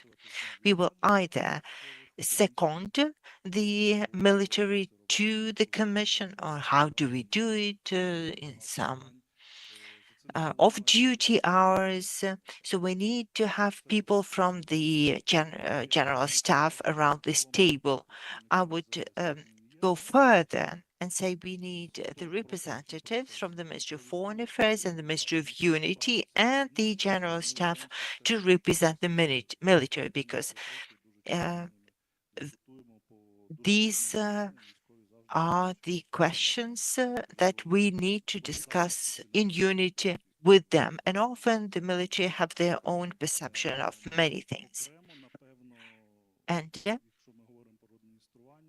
talking of administering the elections prior to everything else, we will need to give the Central Electorate Commission more powers, greater powers, prior to the elections for a certain period, at least to regulate the relations between the Central Electoral Board and the Foreign Ministry and other governmental institutions. And the Ministry of Foreign Affairs does not have any capacity to organize elections. They've never had to. They will need to appoint some specialized minister, deputy minister, so you need to allocate the funding, create the capacity, do all that. Is going to be a truly colossal challenge, and we need to do everything we can so that it is done abroad and it is done for the army. So these are two big administering challenges. Now,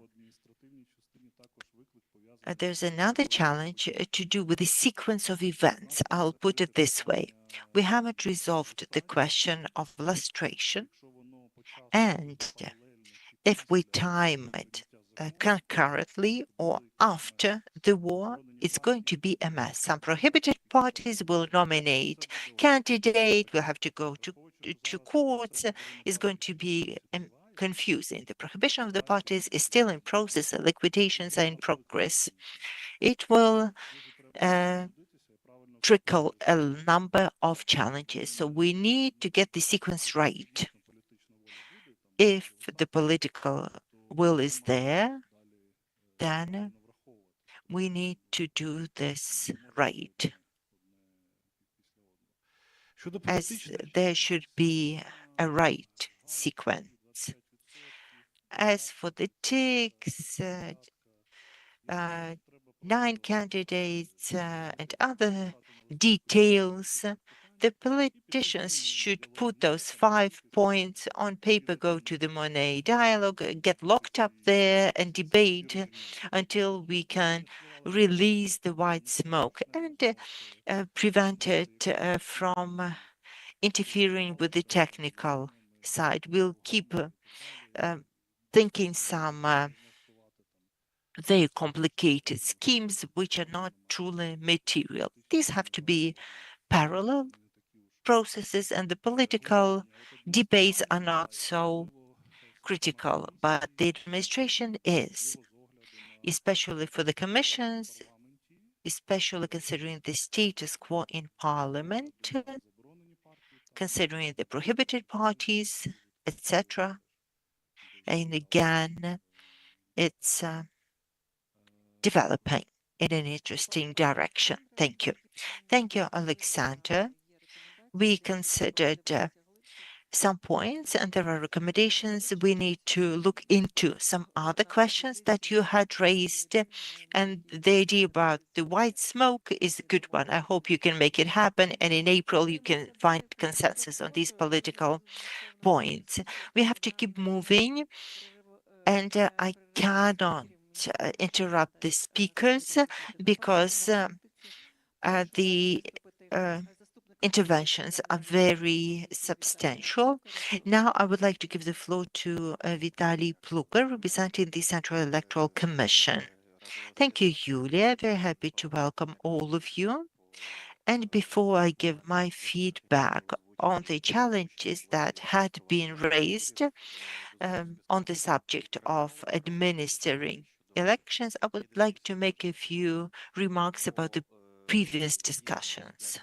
Indeed, I'm grateful for organizing this event. This is a series of events, but after this, or during rather, this event is different, unlike the one proposed by Olga at the beginning, and I have reasonable optimism that I'm harboring, hoping that we'll be ready in time for the post-war elections with the legislative framework, with the logistical arrangements, as the speakers who have taken the floor today seem to speak in unison and seem to have the profound understanding of the challenges facing us. And hopefully there's a certain vision of the solutions of the most difficult challenges awaiting us. There is space for discussion. We will have to have a debate, and we will have to seek the most effective solution as we all have a single mind in view. And for us to achieve the best result, we need to stay united. And the head of the committee, a deputy head of the Verkhovna Rada, have spoken profoundly, and there was still some hope in me, and I hope it's going to happen. And I speak on my personal behalf and on behalf of the Central Electoral Commission, and a lot of my colleagues present here hopefully will concur with me when I say we are committed to working together, and that goes without saying, I suppose.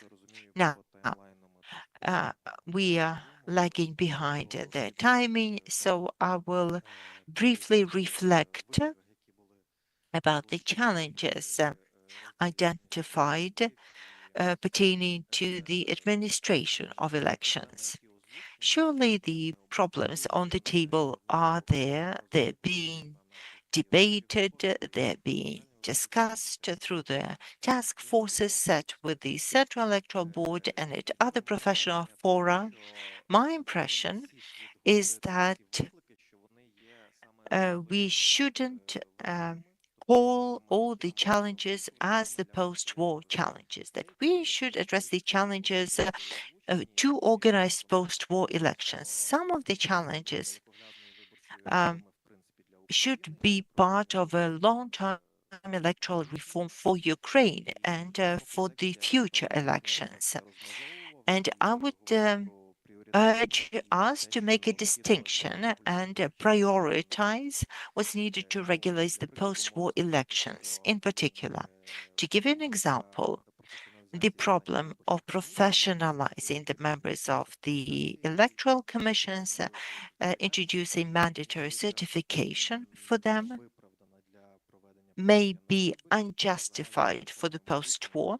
It is warranted for the general reform for the future. It leaves a lot of space for improvements, but as for the post-war elections, introducing mandatory certification for the members to enroll them on the commission would not be right, as we will be grappling with the problem of staffing the commissions in the first place. And in this context, I would not go into the recommendations of DEPL, OEC, and preparations for the post-war elections, as there are certain recommendations that we can implement as we organize the post-war elections. My colleagues discussed the possibility of replacing the members throughout the voting cycle, and that was one of the recommendations of the OEC mission. And again, we can put it on a table and regulate it during the post-war elections, if we have the will and if we have the consensus. As for certification as one of the requirements of DEPL, OEC is doable, but it shouldn't be a mandatory requirement, but it should be exclusively for the preferred right to have a position or to receive a higher pay. So to incentivize the people to take this professional training. Also, to continue on the statement of Alexander, I would like to add further that the problem of forming the commissions will be challenging, and particularly so for the deoccupied territories or the territories close to the front line, to the areas hostilities. I visited an event together with Alexander where the problem was raised. Moreover, not whether people are there or not, but also in terms of their activities that could pose a threat to the national security of the country, as we speak of the deoccupied territories or the areas close to the areas of hostilities. And that is something that warrants a more thorough contemplation, and we need to try and find an optimal solution.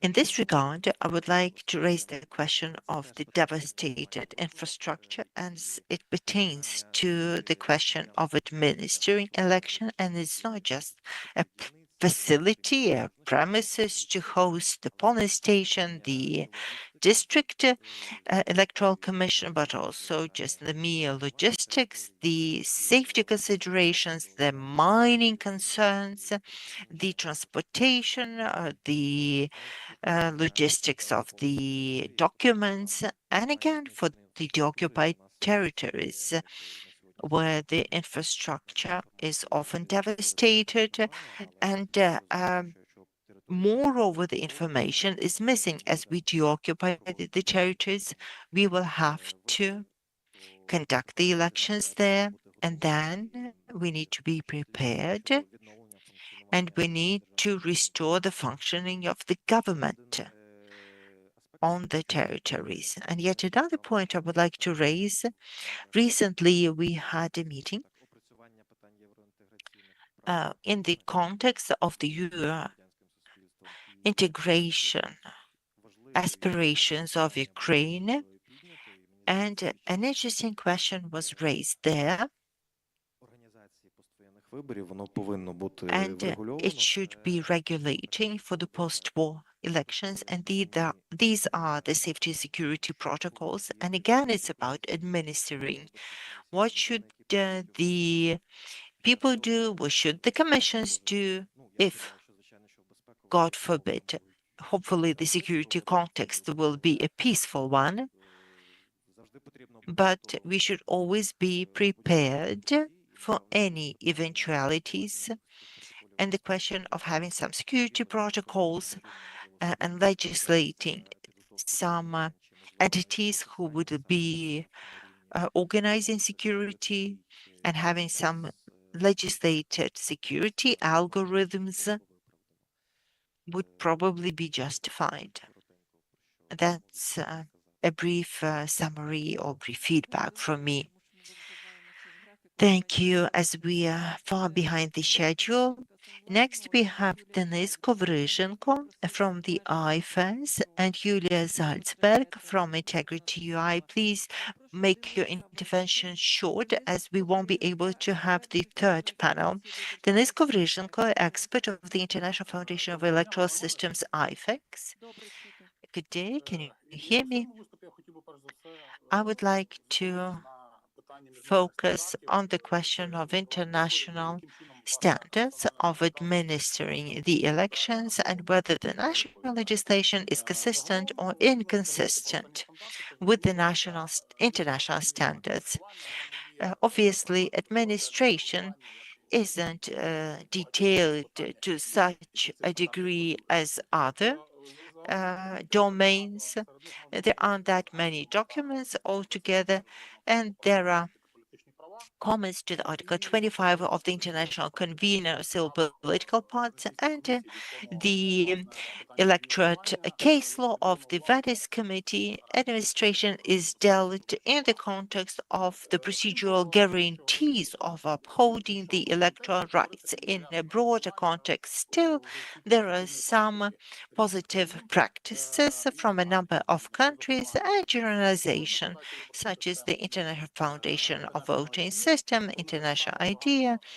They regulate the administration of elections, and IDEA drafted a manual trying to collect the international practices from the stable and novel democracy countries.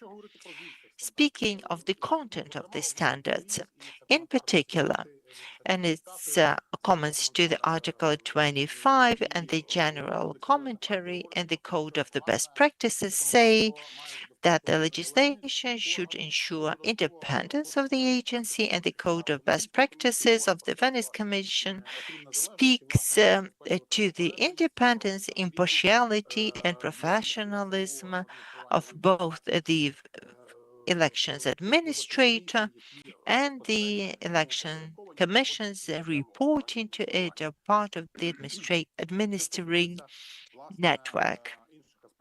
As for other details, as for their professionalism, the Code of the Best Practices underscores the need to conduct trainings on elections for the administering agency, so it has to be professional by offering the candidates a professional training, and such training should also be offered to the lower level commissions. The Electoral Practices Code also recommends developing cooperation between the government and the electoral commissions, which goes into the independence because there are obstructions, then there's little independence to speak of, and the optimal model doesn't exist in the world. There are countries where the elections are administered by the Ministry of Interior Affairs, such as Italy or Germany. There are Eastern European countries, with a few exceptions like Czech, where the powers are decentralized, but otherwise central electoral commissions are created which organize and manage the elections under the law and consistent with the standards. As for the Ukrainian laws, and I will not go into the matters raised before me, I will not go into details of the post-war elections proper, how to be enhance the system, should we change it for the deoccupied territories, but I will go into the problem of my intervention. So analyzing the Ukrainian law, we will see that in general, it is consistent with the standards with a few exceptions, and that is the independence of the Central Electorate Commission, that there should be safeguards of independence that are strengthened. The law Central Electoral Committee was extended by the Article 31, ruling that the Parliament can decide to end the mandate of the Central Electoral Commission, and it goes against the best practices code, saying that the appointing body for the supreme administering body should leave discretion to end the term. Переглянути і як мінімум, щонайменше визначити підстави, за яких And at least to identify the grounds on such early termination of the authority. And because on the political decision of the parliament, this decision cannot be taken. It resembles impeachment of the legislation in some countries. And again, it is necessary to talk about the grounds of terminating the authority of certain members of the Central Election Commission. The law tells us that the Central Electoral Commission members' authority could be terminated because they have breached the oath, and some other formulas are also being used. And it is possible under the pretext, politically motivated decisions could be taken, and the people could be removed from this position. So all these aspects have to be clearly spelled out so that we can avoid the political interference into the work of the Central Electoral Commission. And we had several situations when the authority has been terminated for some members of the of the electoral committees. This happened in 2007 and in the elections of 2019. So to avoid such situations being repeated, so the grounds for terminating the authority has to be spelled out. As far as the professionalism is concerned, the electoral code emphasizes that the trainings have to be carried out, and from time to time we are going over discussion of this topic of the ODIHR of OECD. And I'm not saying that this should be the question of the short-term perspective, but we have been talking for the last 10 years, as far as I remember.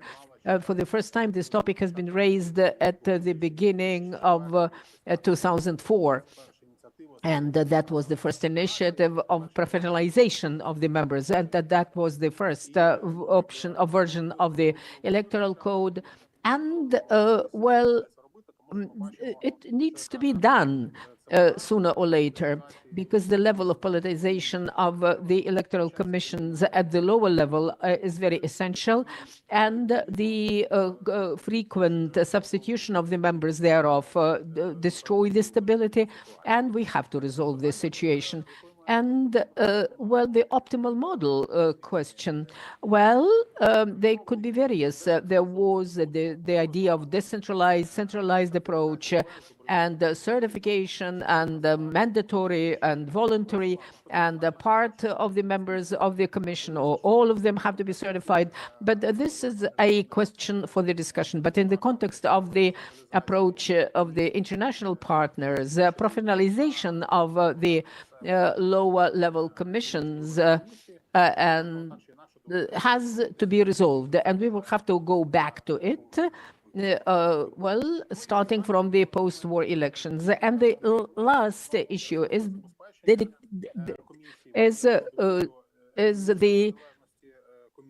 independence of the commissions of various levels, starting from the Central Electoral Commission to the lowest level electoral commissions. And we can see a number of problems there, and it is necessary to create the territorial offices of the Central Electoral Commission for a proper functioning thereof. Prior to the war, a lot of commissions were working in the premises which were not adequate. to put it mildly. не завжди They відповідали. not always complied with the requirements of the central electoral commissions. So we are aware of all these problems and these stories with the ramps and things like that. In the context of the war, the situation is going to become even more acute, and it will be necessary to resolve it. Without the allocation of the necessary resources, we won't be able to decrease the level of politicization and to increase the level of independence, and to increase, we won't be able to increase the level of professionalism. I would like to finish my intervention here. Thank you for your attention. Julia Zalpris, Integrity, please. The floor is yours. Thank you. I, first of all, would like to thank everybody who was developing and preparing the white paper. It's an extremely important document which can become the basis for developing the materials on the post-war elections. On my behalf, I would like to focus attention on implementation of information communication technologies for administering elections. I understand that maybe it might sound strange now, taking into account that unfortunately the financing of the USAID stopped financing this area. But nevertheless, this question has to be on the agenda, because we have to decide whether we would like to apply some technological decisions to administer the elections, what solutions are to be made, and how much they will cost, and then we have to identify the financing. In 2003, we have carried out a survey with the purpose of finding out how the election procedures could be optimized and how it is possible to digitalize the administration of elections. International standards have been analyzed, and the database sets which are used were analyzed, and those which are being processed during the elections, on national elections, I mean. And we have identified a number of obstacles which complicate the further digitalization of the election procedures. As a result, the results of these surveys are on the sites of IFES, and it confirms that it is necessary to implement various electronic services which would allow to communicate and interact for the electoral commissions between themselves, between the parties, with the candidates, the organizations of civil society, and with the electors. In the white paper, it is mentioned that it is necessary to provide electronic services, and especially about submission of the documents during various electoral procedures. There is creation of the electoral commissions, registration of the candidates, representatives of the parties and proxies, and the authorized individuals. And these services are crucially important and necessary because submission of such document in hard copies might be complicated by various factors which are related to the results of the aggression of Russia against Ukraine. The infrastructure might be absent, and also it is important to take into account the security risks, and we don't understand whether there will be appropriate premises for the work of the electoral commissions. So as an option, we can submit these documents in electronic form, which could be submitted through the electronic account and also signed with a digital signature and by the authorized persons. So this could be a solution of this problem. And I would like also to underscore that not only the implementation of such services, because the electoral code actually envisages the opportunity of using the electronic services under the procedures established by the Central Electoral Commission. But in general,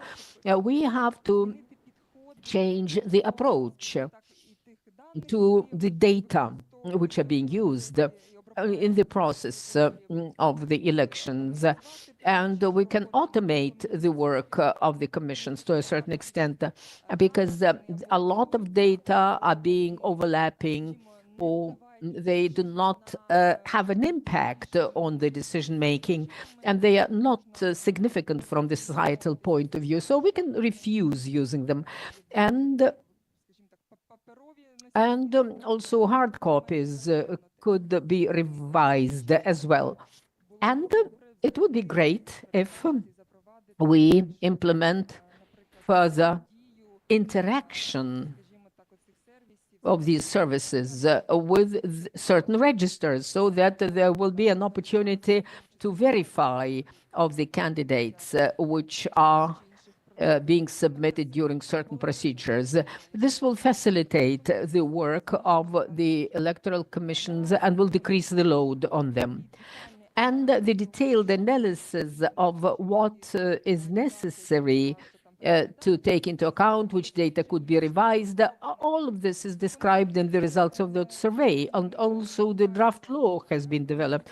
This was a draft law on amending certain legislation of Ukraine to operate the electronic services at the national elections. It has not been registered yet. It's just a preliminary draft, but it can become a basis for the development. And so maybe a special law will have to be passed, and it will address not only the issues which are important for the content, but also these will be the technical issues which are going to be regulated by the law. But this is a question to the Parliament. Thank you, Julia. Dear colleagues, we are working without a break because there are so many speakers who are willing to talk. If you would like to get a cup of coffee or tea, please take them here. And maybe we will listen to the presentation and then we will start a discussion. Mr. Pavlo Romaniuk, please.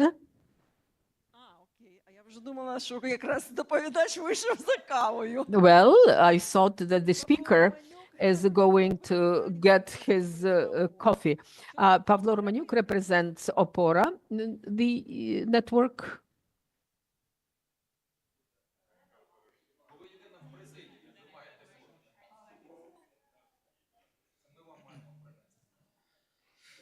Да, колеги.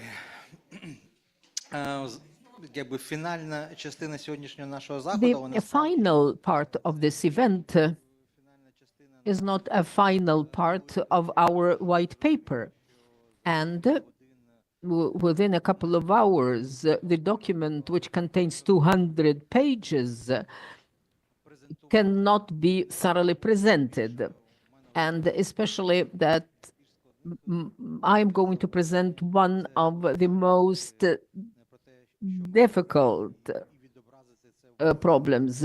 Well, I will have to summarize everything which we have discussed, and also I would like to talk about the implementation of the active and passive electoral rights. During all these processes, the guarantees of the right to vote is being guaranteed.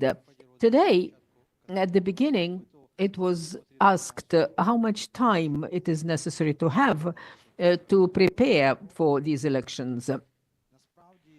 But in spite of the fact that the network Opora made an attempt to define the timeline and the time framework which is necessary to prepare for the elections. But nevertheless, to finally make an assessment, it is necessary to carry out an audit.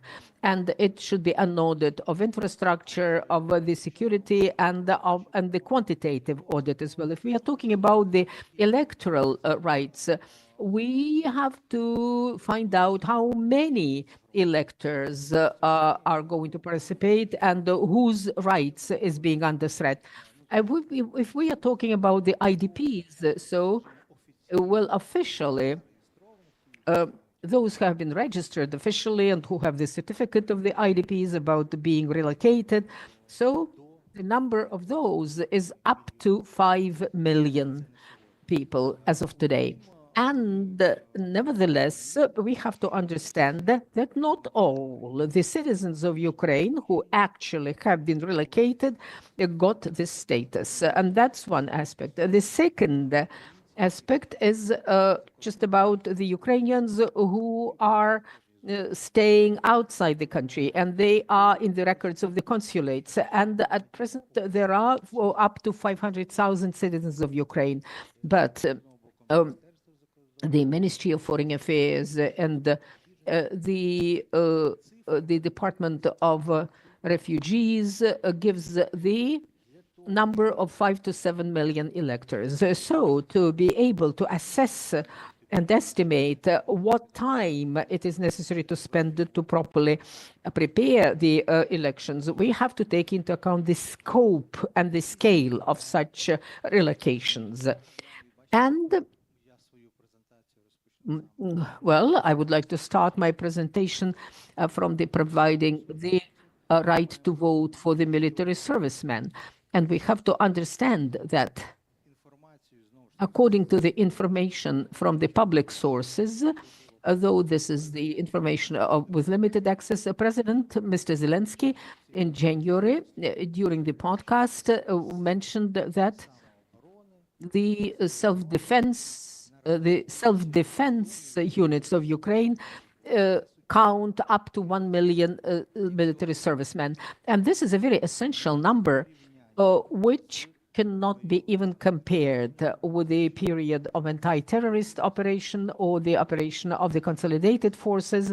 And this number is significantly larger. And while we were carrying out the in-depth interviews, we came to the several options to provide the electoral rights for them. This is the way which existed previously and was tested already, that is voting at the special polling stations, but with certain, limitations. Which polling stations have to be created by the Central Electoral Commission, but not the circuit ones, on the submission of certain units of military administrations of Ukraine. And maybe in some cases, if it is impossible to organize the voting at ordinary polling stations, and for the period of carrying out certain elections, and also on condition to carry out the observation at these polling stations. Opora has many times faced the cases when in 2014, in 2015, the observation was not carried out, and the motivation was the inability to organize the safety and security of these polling stations. So definitely we have to look at the security aspects and the threats to the work of the electoral commissions. If we are talking about the post-war elections under the conditions of not ceasefires, but the lifting of the martial law, and if the sustainable peace is being achieved, so such organization of voting has to the military servicemen will have to vote at the closest to them polling stations. But if the places of dislocation of the military servicemen are at a very essential distance from the ordinary polling stations, special polling stations are to be organized, and the law will have to envisage an opportunity to vote for several days, and thus the appropriate conditions should be organized. The question of voting for more than one day is a question of discussion, and from the point of view of the constitutional rights and the provision of the electoral standards. And the right to vote for the IDPs, here, first of all, we are talking about expansion of the number and boundaries of the polling stations, provision of the realization of voting rights for ordinary polling stations, and creating of additional polling stations in the places of compact residence of the IDPs, and take into account the possibilities of infrastructure. And so this could be arranged in the module housing and in the ordinary houses where the IDPs are located. will be necessary to create conditions for the voting at the address which is different from the permanent address of residence. Another vulnerable group is which at present will not be able to vote taking into account the provisions of the current law. These are the citizens of Ukraine who find themselves outside Ukraine, abroad, and as it was mentioned in the first part and then in the second part of this discussion, from the point of view of the expanding the sovereignty outside the diplomatic representative offices and making liable in cases when the electoral law is being breached. But this is a very sensitive issue. When we are talking about the legitimacy of the election campaign, the state has to try to create the conditions for engaging as many electors as possible and to provide them with the opportunity to realize their active and passive electoral laws. Among the tools and instruments we offer, these are the creation of the temporary polling stations outside.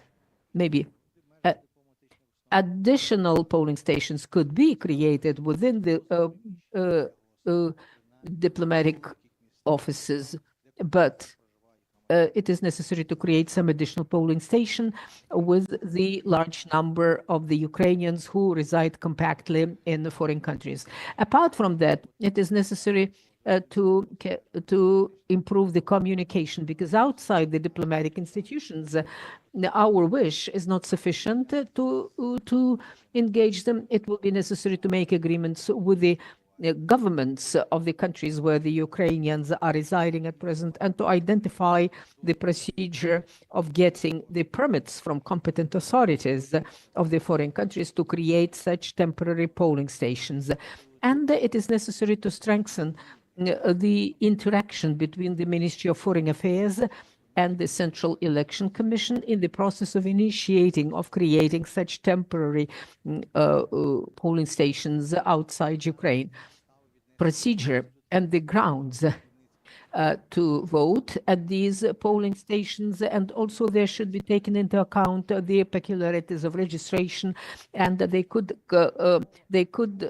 include passive and active registration. So if the electors have been already included into the lists of the voters who are going to vote abroad, this is a passive registration, and active registration, the mechanisms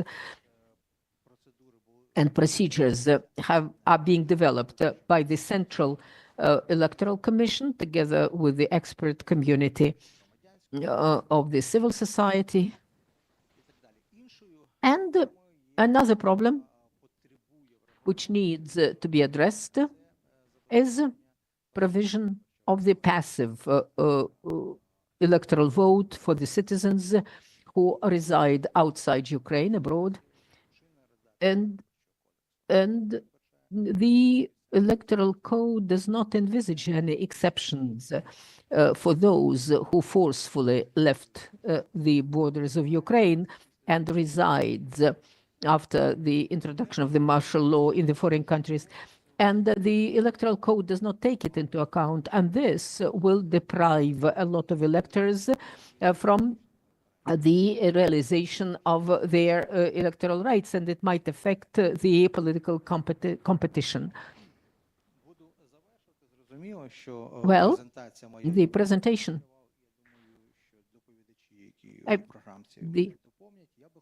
I hope that the participants will add important points to my presentation, but I would like to underscore a very important thing.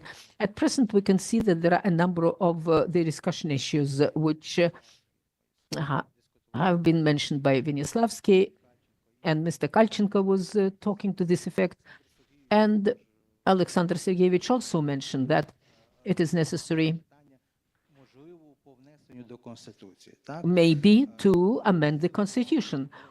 And with the respect to all the speakers and with respect to their positions, I would like to underscore that there are a number of discussion issues which are to be addressed, but to strengthen the legitimacy of these solutions and decisions, whether these are going to be extraordinary elections or just ordinary elections, the parliament and the president have to do some homework. First of all, to formulate the constitutional approaches and to interpret the norms of the constitutions, and the Constitutional Court will help to resolve a number of issues which are being discussed by us today.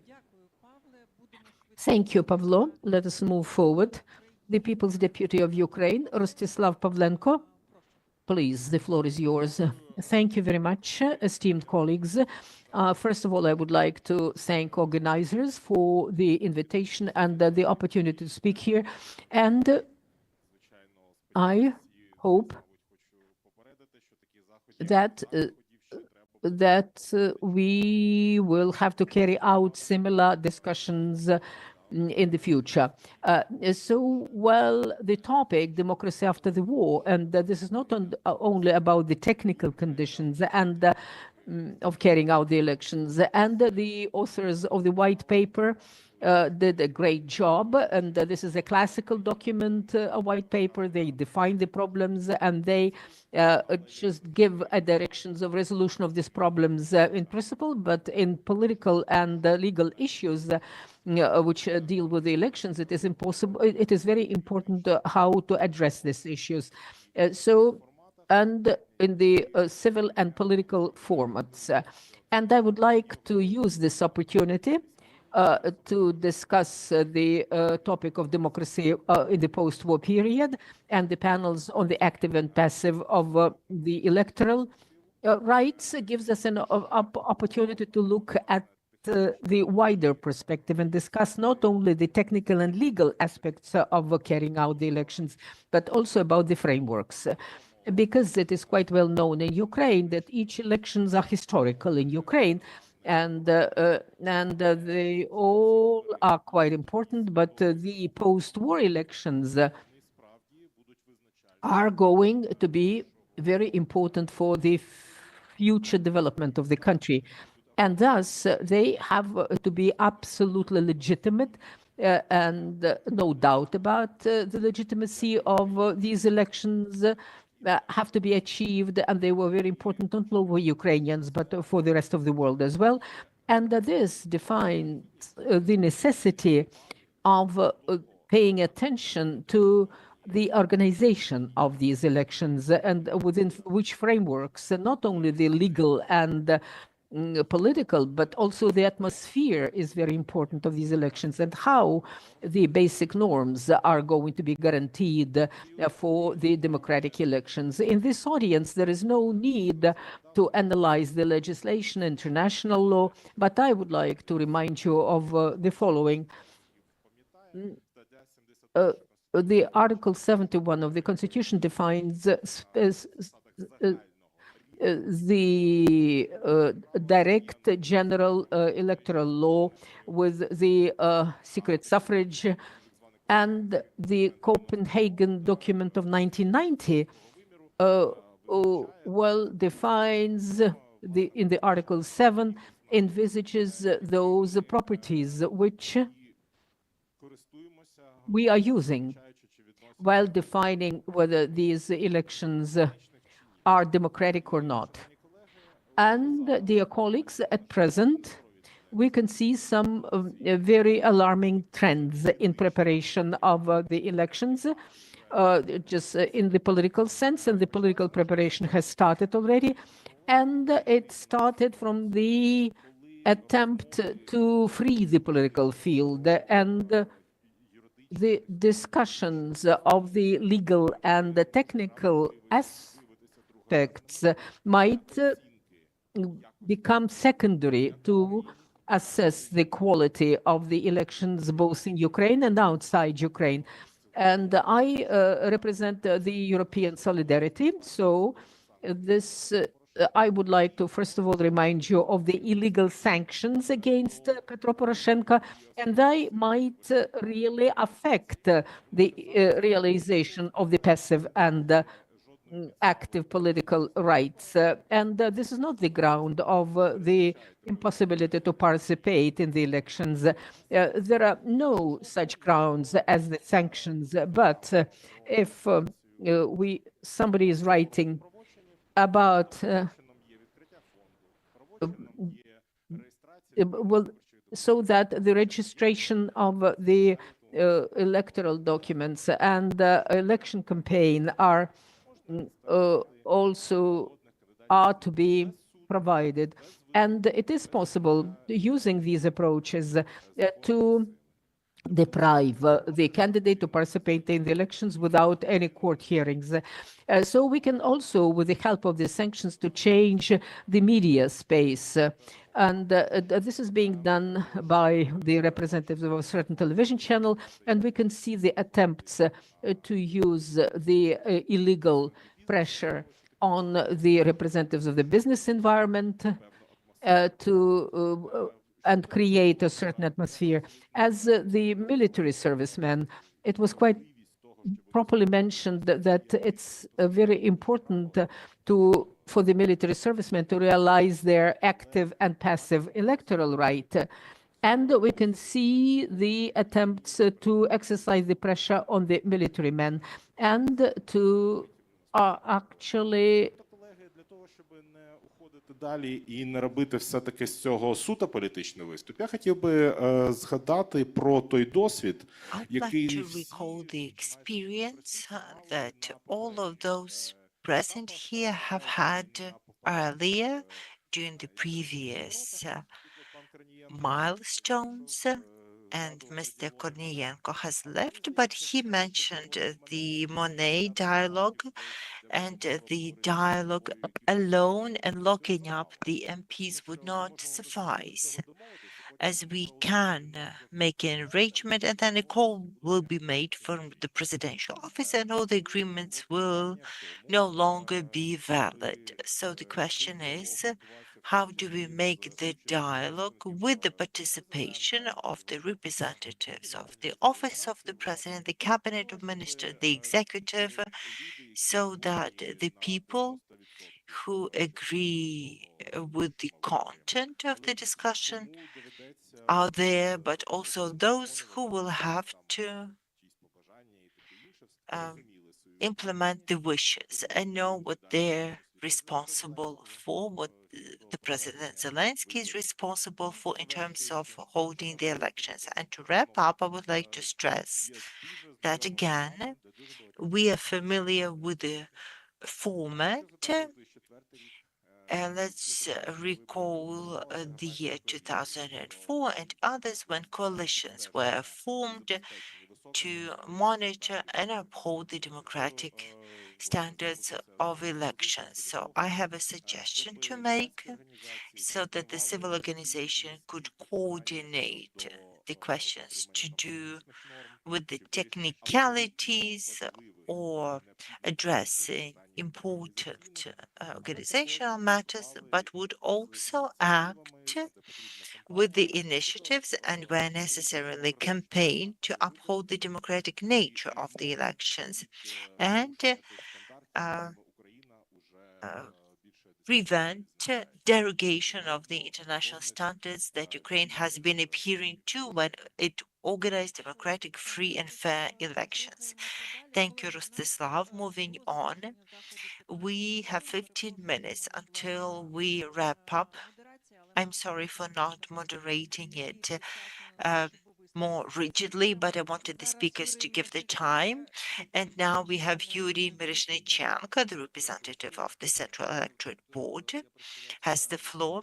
I represent the Central Electoral Commission, and we are following prevention of discrimination very closely. Those at the end of the list hopefully will not be discriminated and will not be prevented from speaking their opinions. People who wanted to leave us had already left, but it's important to leave these thoughts on the record. And Rostislav added some vibrancy or impact to our discussion so that we could really look beyond the technical component, which is very well described, very well prepared for the upcoming law, but perhaps we could go back to the more fundamental questions. Pavlo, and I really liked his intervention, especially the concluding part of it.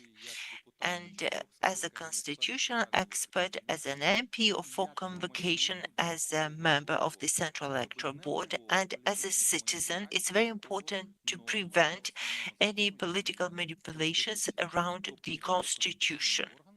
There's a constitutional body which is required to interpret the Constitution. Therefore, if there are any challenges for the Ukrainian democracy, then the Constitutional Court could offer a serious response, and that would prevent any manipulations.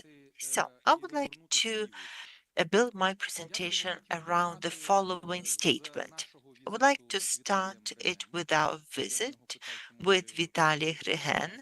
I ask whether I can quote you, depending what, but still, we had a discussion in the United States of America about the post-war elections and about the electoral context in Ukraine. So, what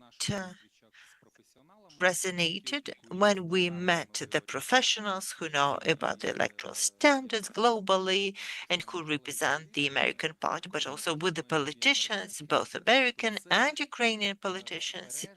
And it was about preserving the key resource that we need to carry across the elections, and that is the legitimacy of the elections as democratic ones. This is the most critical challenge we are facing as a country. Will our country remain in the camp of the democratic countries? Will someone question, cast a doubt on Ukraine being a democratic country? This is a challenge that we need to tackle and produce a positive outcome. You've heard different voices emanating from different quarters. We need to have a speedy elections, even during the war. Vitaly, we said it's either speedy or it's democratic, because it's easy to organize the facade for the elections, but our colleague Rostislav, representing the opposition, will pose a number of open questions about the participation of the oppositional political forces in the elections. As the Article 71st of the Constitution he's quoting is demanding equality. Will the opposition have an equal participation, same as the government, in these fast-track elections? Does he have the right to pose the question? Of course he does, because the political life as such isn't there. There's no political infrastructure. There are no grounds for the opposition candidates to campaign. So the question is, will such elections be democratic? And that is a very good reason to I'm now speaking like a president of the US, saying everything is great and fantastic. We are beginning to speak like him, but there was a fantastic platform of the Bonnet dialogue where the MPs could raise and tackle serious questions. And I believe they reached a point of equilibrium of interests. And that point of equilibrium called for 6 months after the lifting of the martial law. And here I will quote yet another colleague of mine, Andriy, this time. And when Ivan Korolkov was presenting, he said, 6 months, we've agreed, so it's all fantastic. But we said, how come? You've agreed, but the law binds us to announce the elections. So once you make an agreement, fine, you make it as a political consensus, but also relay it as lawmakers to the level of regulations. No, first, we can't have the regulation, we need the law. It can be the only way to regulate it. So, what I see as the most important roadmap that we should keep in mind as we prepare and hold the election, and that is to ensure these elections are recognized as democratic globally, and that is a historic challenge. And there should also be the same recognition domestically, so that elections don't weaken us, don't divide us, but strengthen us instead. And accordingly, there are a number of questions to do with the work that needs to be in progress. I am eternally, again, making epithets. Eternally grateful that there's a powerful team of professionals in Ukraine who are capable of surmounting the challenge. And that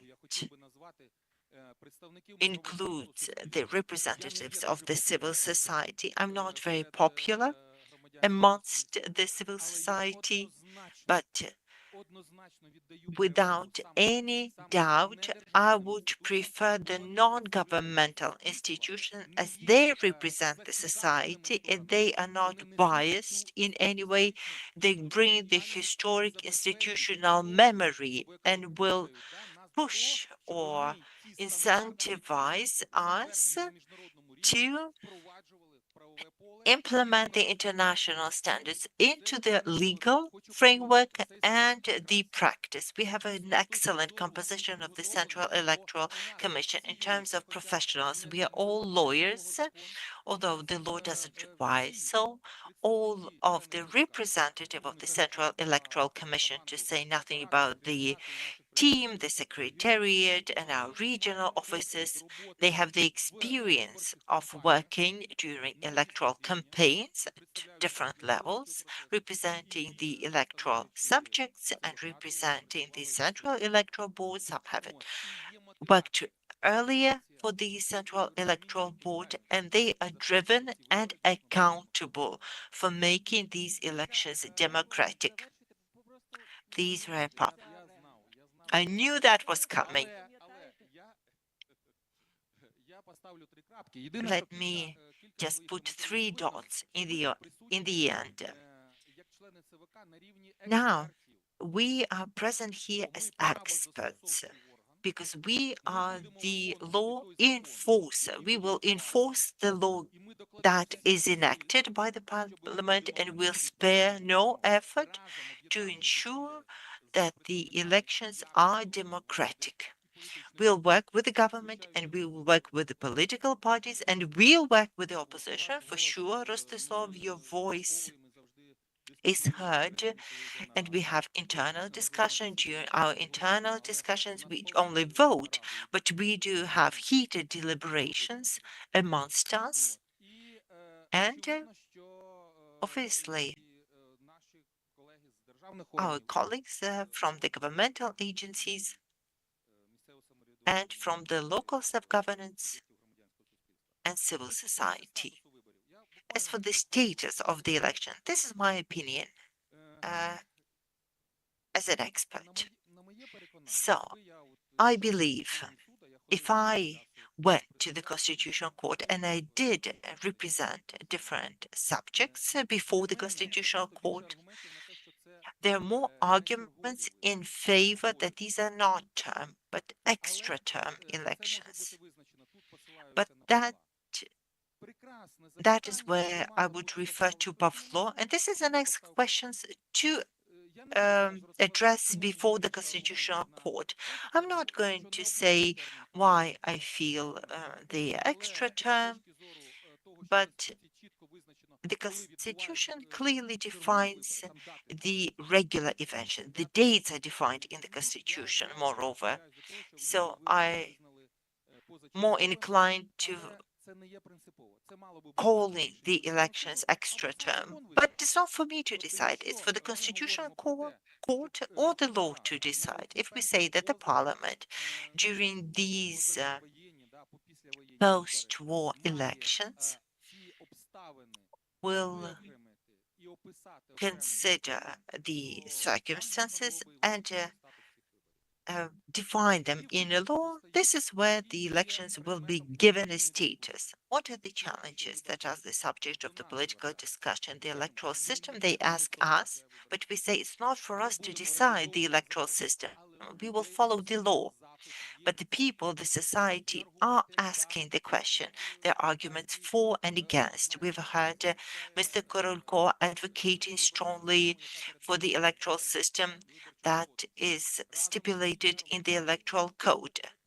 Yuri, I hate to cut you short. We have two more rapporteurs. And just last say from me, I'm going to say something you're going to like. Let me say what you're going to like. So what do? I believe it's a right method that we are using. It's a full cycle of public policy making. Previous parliament had an inter-fractional platform where all essential draft laws were developed through the full cycle. Green book where we define the problem, white book when we offer solution, and then drafting the law which has to be developed by the designated agency. We should keep track of this white paper, but it should be placed on the table officially. We can do so through this joint decision. We can sign or vote for it, send it to Parliament as they are they have the lawmaking initiative, or send it to the specialist committee, no longer represented at this table. Still, they are partners and we work with them closely. So we can send it to the committee, or better still, and this is where I'm looking at Rostislav, as a working group that could be led by the two representatives, one for the government, one for the opposition, as the co-chairs, or by a neutral, as Alexander was saying, I'm neutral, I'm politically unbiased, and then the working group could be set up as inter-agency and inter-fractional with the Central Electoral Board and the civil society and the Foreign Ministry and the Chief of Staff. So all these stakeholders should be brought around the table, and we will have a working group which will do more than debate, which will have a capable draft law. The earlier, the better. The more time we have to prepare, the better it's going to be. Thank you, Yuri. Thank you. Thank you. We have the intervention of Alexander Kluge from IFES. We know his profession. We have Jacob Harold from the OSCE, and we have Petros Tisuk, the judge of the Constitutional Court, a retired judge, so perhaps he can inform us about the constitutional law. So first to Alexander.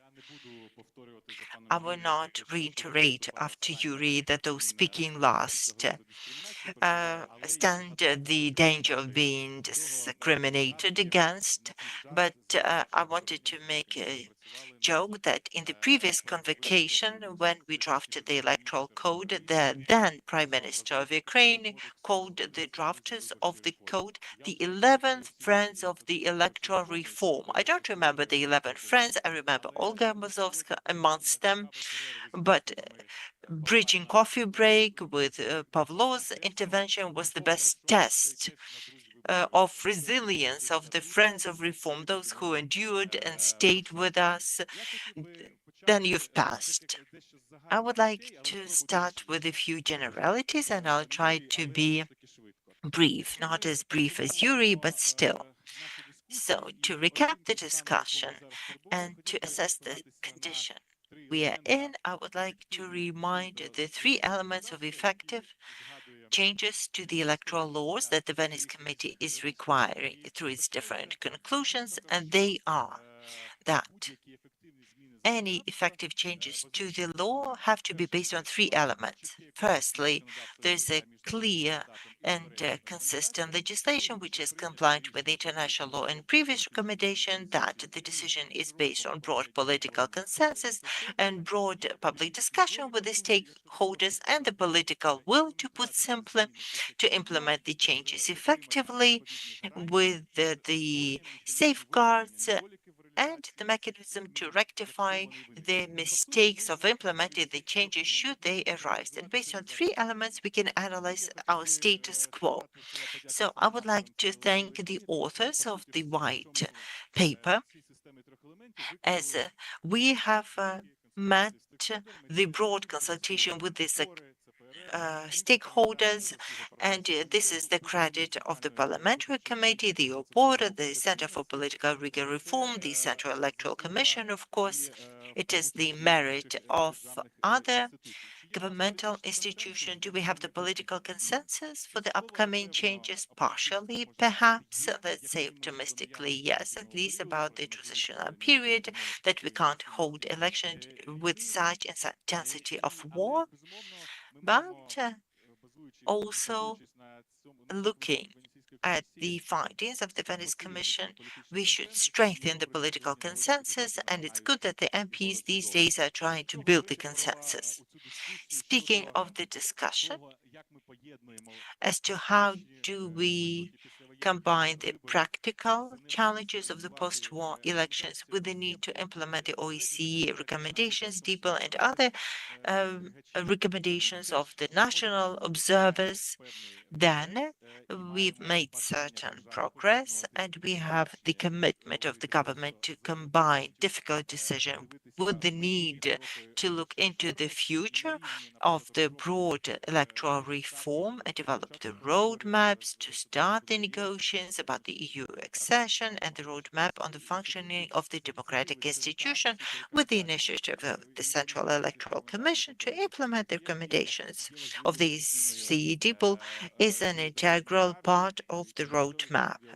And in this dialogue, Vitaly Blukar, Alexander Kornienko, and national organizations are all involved, and this is a good signal, because when we will have to make difficult decisions, we'll remember that we have the commitment and we will follow the international standards and our commitments that we have undertaken as for the elections. And now a few statements about the Pavlov's presentation and presentation of the white paper altogether, and I would like to mention the following. As for the international standards, I will not go into the standards for lack of time, and instead I would like to look at something that is of critical importance for me and for my colleagues. We've heard a variety of opinions about the voting at foreign constituencies, different models and format. We heard the ideas of not creating some additional opportunities and creating some additional modalities for the voters. And the government has the right to decide whether it will offer the voting for the nationals abroad, as the Venice Committee is recommending. Other countries, including the neighboring countries, say that if the country does decide to organize the voting for voters abroad, then the limitations stemming from the organizational complexity cannot be arbitrary. They have to be justified. And that is the general warning that is important to bear in mind as we have the organizational and technical discussion. When we say, where do we create additional police station? How, when, and why will we actively register the voters? All that has to be seen in the light of the statement that if the government decides to organize the voting, it has to steer away from the arbitrary decision and make justified decisions stemming from the organizational complexities. And that is a very critical point to bear in mind. And then we can build the discussion around it. And the White Book does continue the discussion to discuss the criteria for holding the elections in certain territories. Let us recall the finding of the DPLOEC and the Venice Committee of the 2018 about the unregistered draft developed by the MPs with the active contribution of the civil society report about the 18 communities and the criteria to establish the inability to hold the elections and in addition to the international organization recognizing the importance of the efforts to have legal certainty and ability or inability to hold the election. There is another important signal that we should be discussing these days. If it is decided that the elections cannot be organized on certain territories, then the government needs to make extra steps to help the people living there to exercise their voting rights. So the discussion has to continue, especially in the context of the local elections, based on this conclusion of the Venice Committee. And the White Paper has a proposal. Some are controversial, especially for the local elections, the problem of compliance with the electoral systems and the mechanisms that can be used on the territories where elections are not held, but they're important to bear in mind.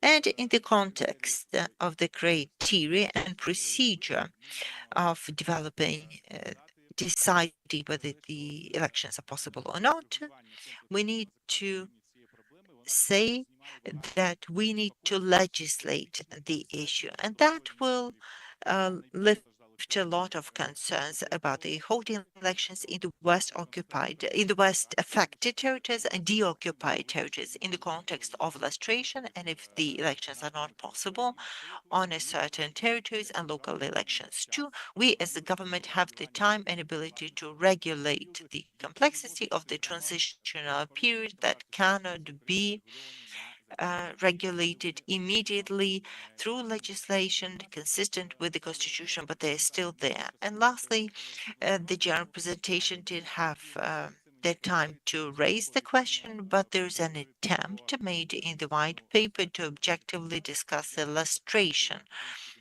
of the electorate positions. How do we protect the elections and the policy from the tainted individuals who have been suspected but not convicted of collaboration? Then we look back to the international standards, and I will not mention the documents. We know that the passive voting rights can be limited if a person is found guilty for a serious offense. This position will not be suitable for those who have serious concerns about the situation stemming from the Russian aggression. So the White Book is offering some alternative ways to protect the Ukrainian democracy, preventing the risks of violating the international standards of the electoral rights and without risking violating the Constitution, and that is the extended access to the information about the background of the candidate and the responsibility of the candidates who provided inaccurate information to the central electoral boards, including their connection with the occupational authority. And one important point there to add, so discriminated, but Yulia passed the test for the Friends of the Electoral Reform, so it's okay coming from her. And the last remark, the last thing I would like to say is if we discuss the illustration of elected officers, we need to be synchronous with some other activities like limiting the access to public office, because the procedures for elected and appointed official could be concurrent, and we can and the electoral commissions can draw on the information available in the other domain. sometimes we can refer to international experience of candidates declaring their allegiance, involvement, and the commissions would verify the information. So the ministry, the representative of the president for Crimea, are having a discussion of the illustration of public officials, and that could apply to these processes as the citizens are given the extended background of the candidates. We have two highly esteemed presenters online, and let's hear them out. I would like to have Harold from OSCE, and then I will ask us to wrap up the discussion.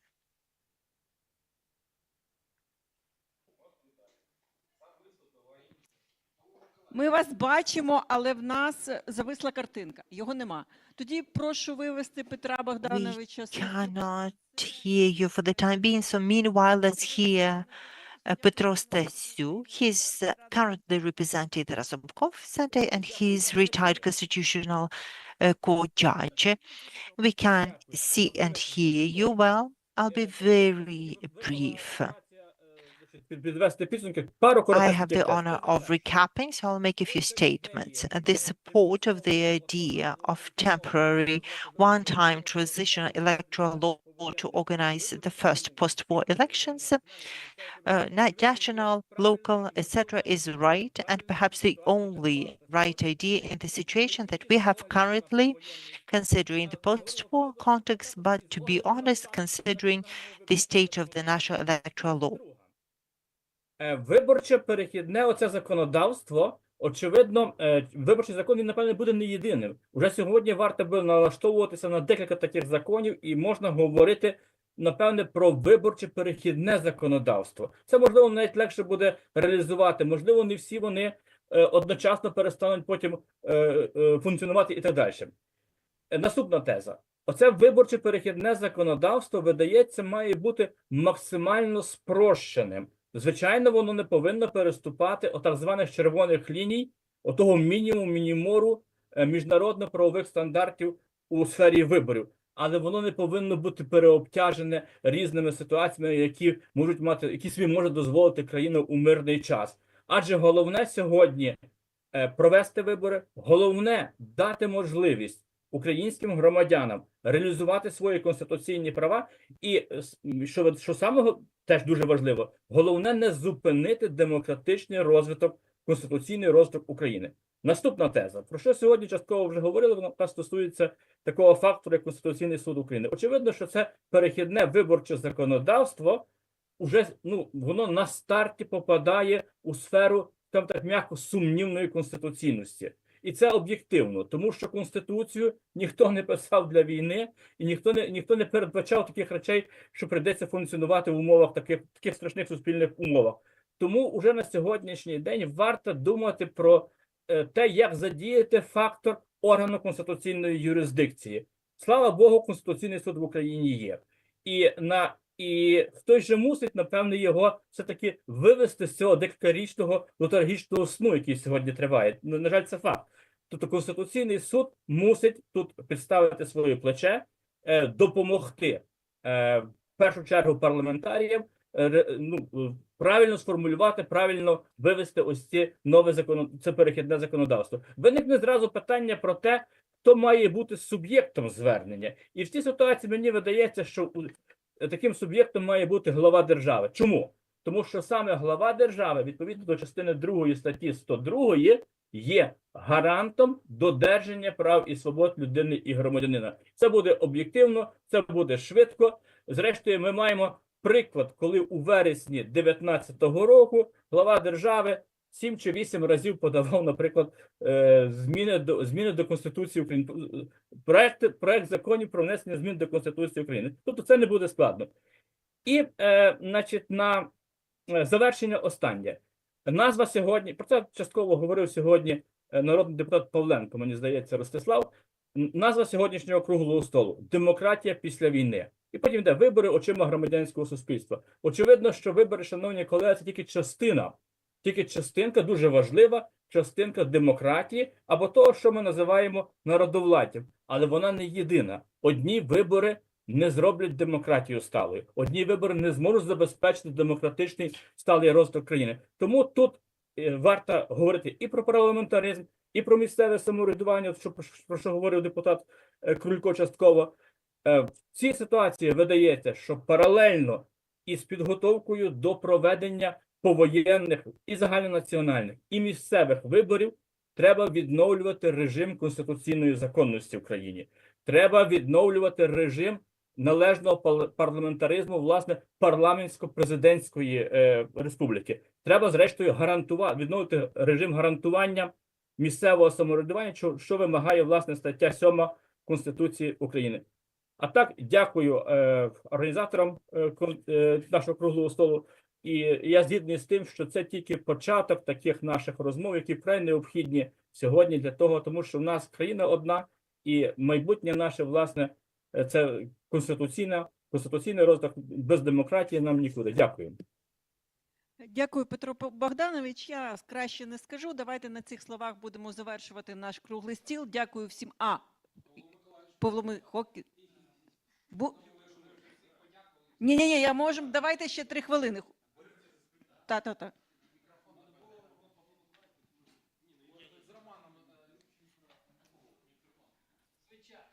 І потім завершимо технічне оголошення. Не забувайте віддавати карточки реєстрації. Дякую. Don't forget to submit the registration cards. Перепрошую, можна слово? May I have the floor?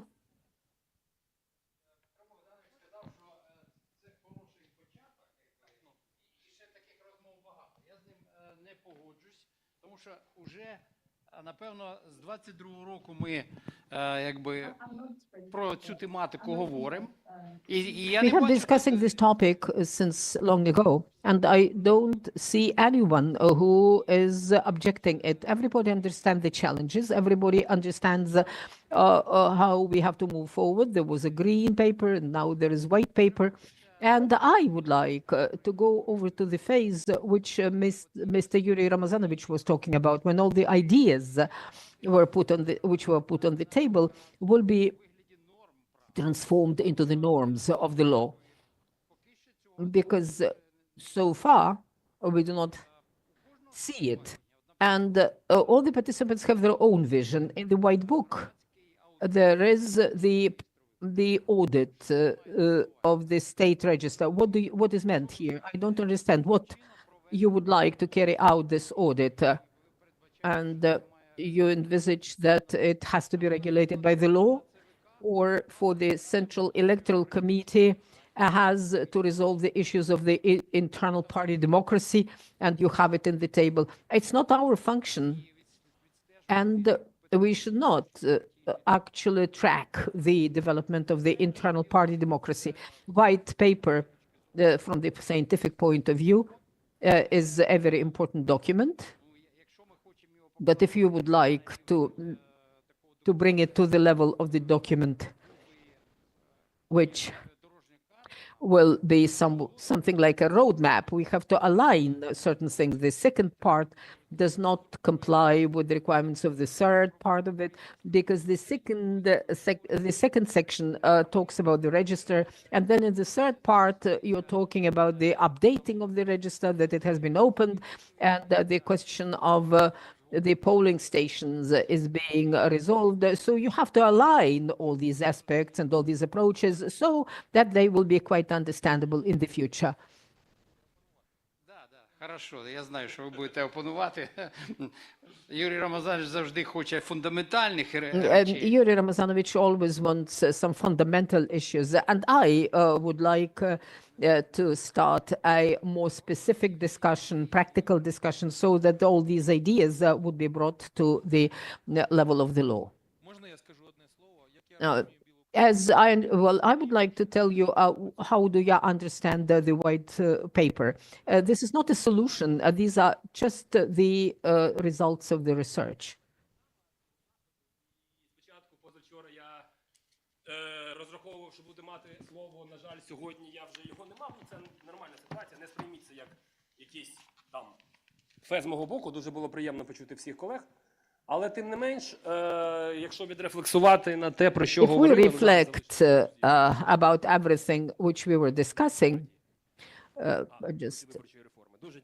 the friends of the electoral reform are here. So I'd like to tell you briefly that it's great that we are coming together discussing the white paper. У нас переклад іде, прошу. Добре. Класно, що є...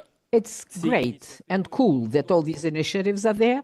It's great that we were able to come together. Actually, as far as I remember, we had to discuss it in January, but we were not able to do it due to the organizational reasons. But I think that the very correct ideas have been put on the table by the speakers, that the first post-war elections have to be carried out in accordance with all the national and international standards and requirements. And I feel it from my, so to say, point of view. There are representatives of the international organizations and the attention of our international partners is going to be very essential as far as our first post-war elections are concerned. And there were, actually all the standards will have to be adhered to and all the requirements will have to be adhered to. And it's great that one of the sections of the White Book is the question of financing of the elections. Nobody doubts that the question of financing is one of the main elements in the system of the requirements which give us to talk about the legitimacy or illegitimacy of the elections and because a lot depends on the legitimacy of those whom we are going to elect during these elections. And Vitaly Plukar is a representative in the representatives with the European Commission. He also will confirm that one of the questions which were put on the table by the European Commission at the beginning of the negotiations was the efficiency of the legislation of the financing of the electoral campaigns. And we have to pay more attention to these issues, and not only to the general approaches and issues, but we have to pay a lot of attention to the general issues at present, but also we have to pay a lot of attention to the risks of the first post-war elections. And I would like to name some of them. The shady financing of the campaigns, and we have been discussing it for many years, but they are not being resolved. Maybe the funds of the aggressor will be used to finance the elections of Ukraine. How to counteract it?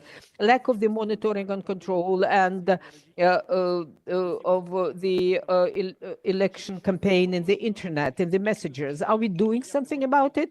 Or just we cannot influence that, and we can really not influence the Google and things like that, and we can only ask them. But we have to take some measures to improve this situation. And I think that the experience of Moldova and Romania, by the way, Romanian experience, can you imagine that after the elections would be carried out, of the first round of the elections, the decision will be taken to cancel the results of these elections, and let us do it from the very beginning. We cannot we cannot afford doing that. But at present, there is some sort of a suspicion, and the criminal proceedings as far as the candidate is concerned. Most probably there were certain mistakes, and we have to take into account these mistakes, not to make them. And the lack of coordination at the legal, the coordination between the intelligence bodies and enforcement agencies, and usage of the financing of the aggressor to have an impact on the elections. And we cannot really control all the participants. That's why we have to rely on all the stakeholders' support and the subjects of the electoral processes. But unfortunately, the subjects of electoral processes are not adhering by the requirements of the transparent financing. There is not enough communication at the legal level and the attainment of the transparent financing of the election campaigns. And there is lack coordination of the stakeholders on behalf of the state and the bodies of administrating the elections. And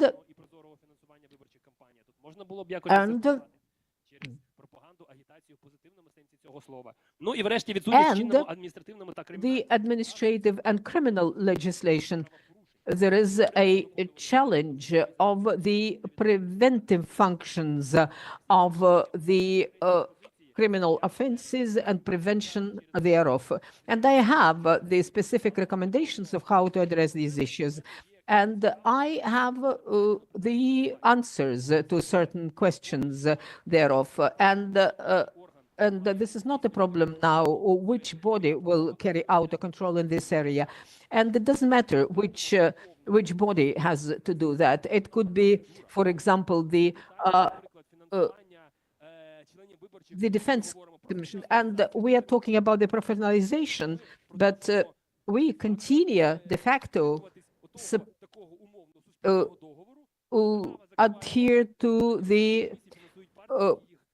the social contract that the political parties are appointing the members of the electoral commissions and they are financing them. And now we have in the electoral code the election campaign, and the election campaign is being financed at the expense of the funds of the political party.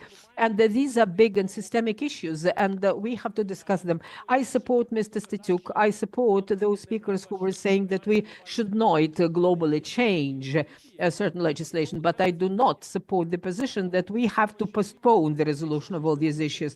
If we start to discuss it in more detail, and if we identify the main risks which we have to minimize, then the effect will be much higher.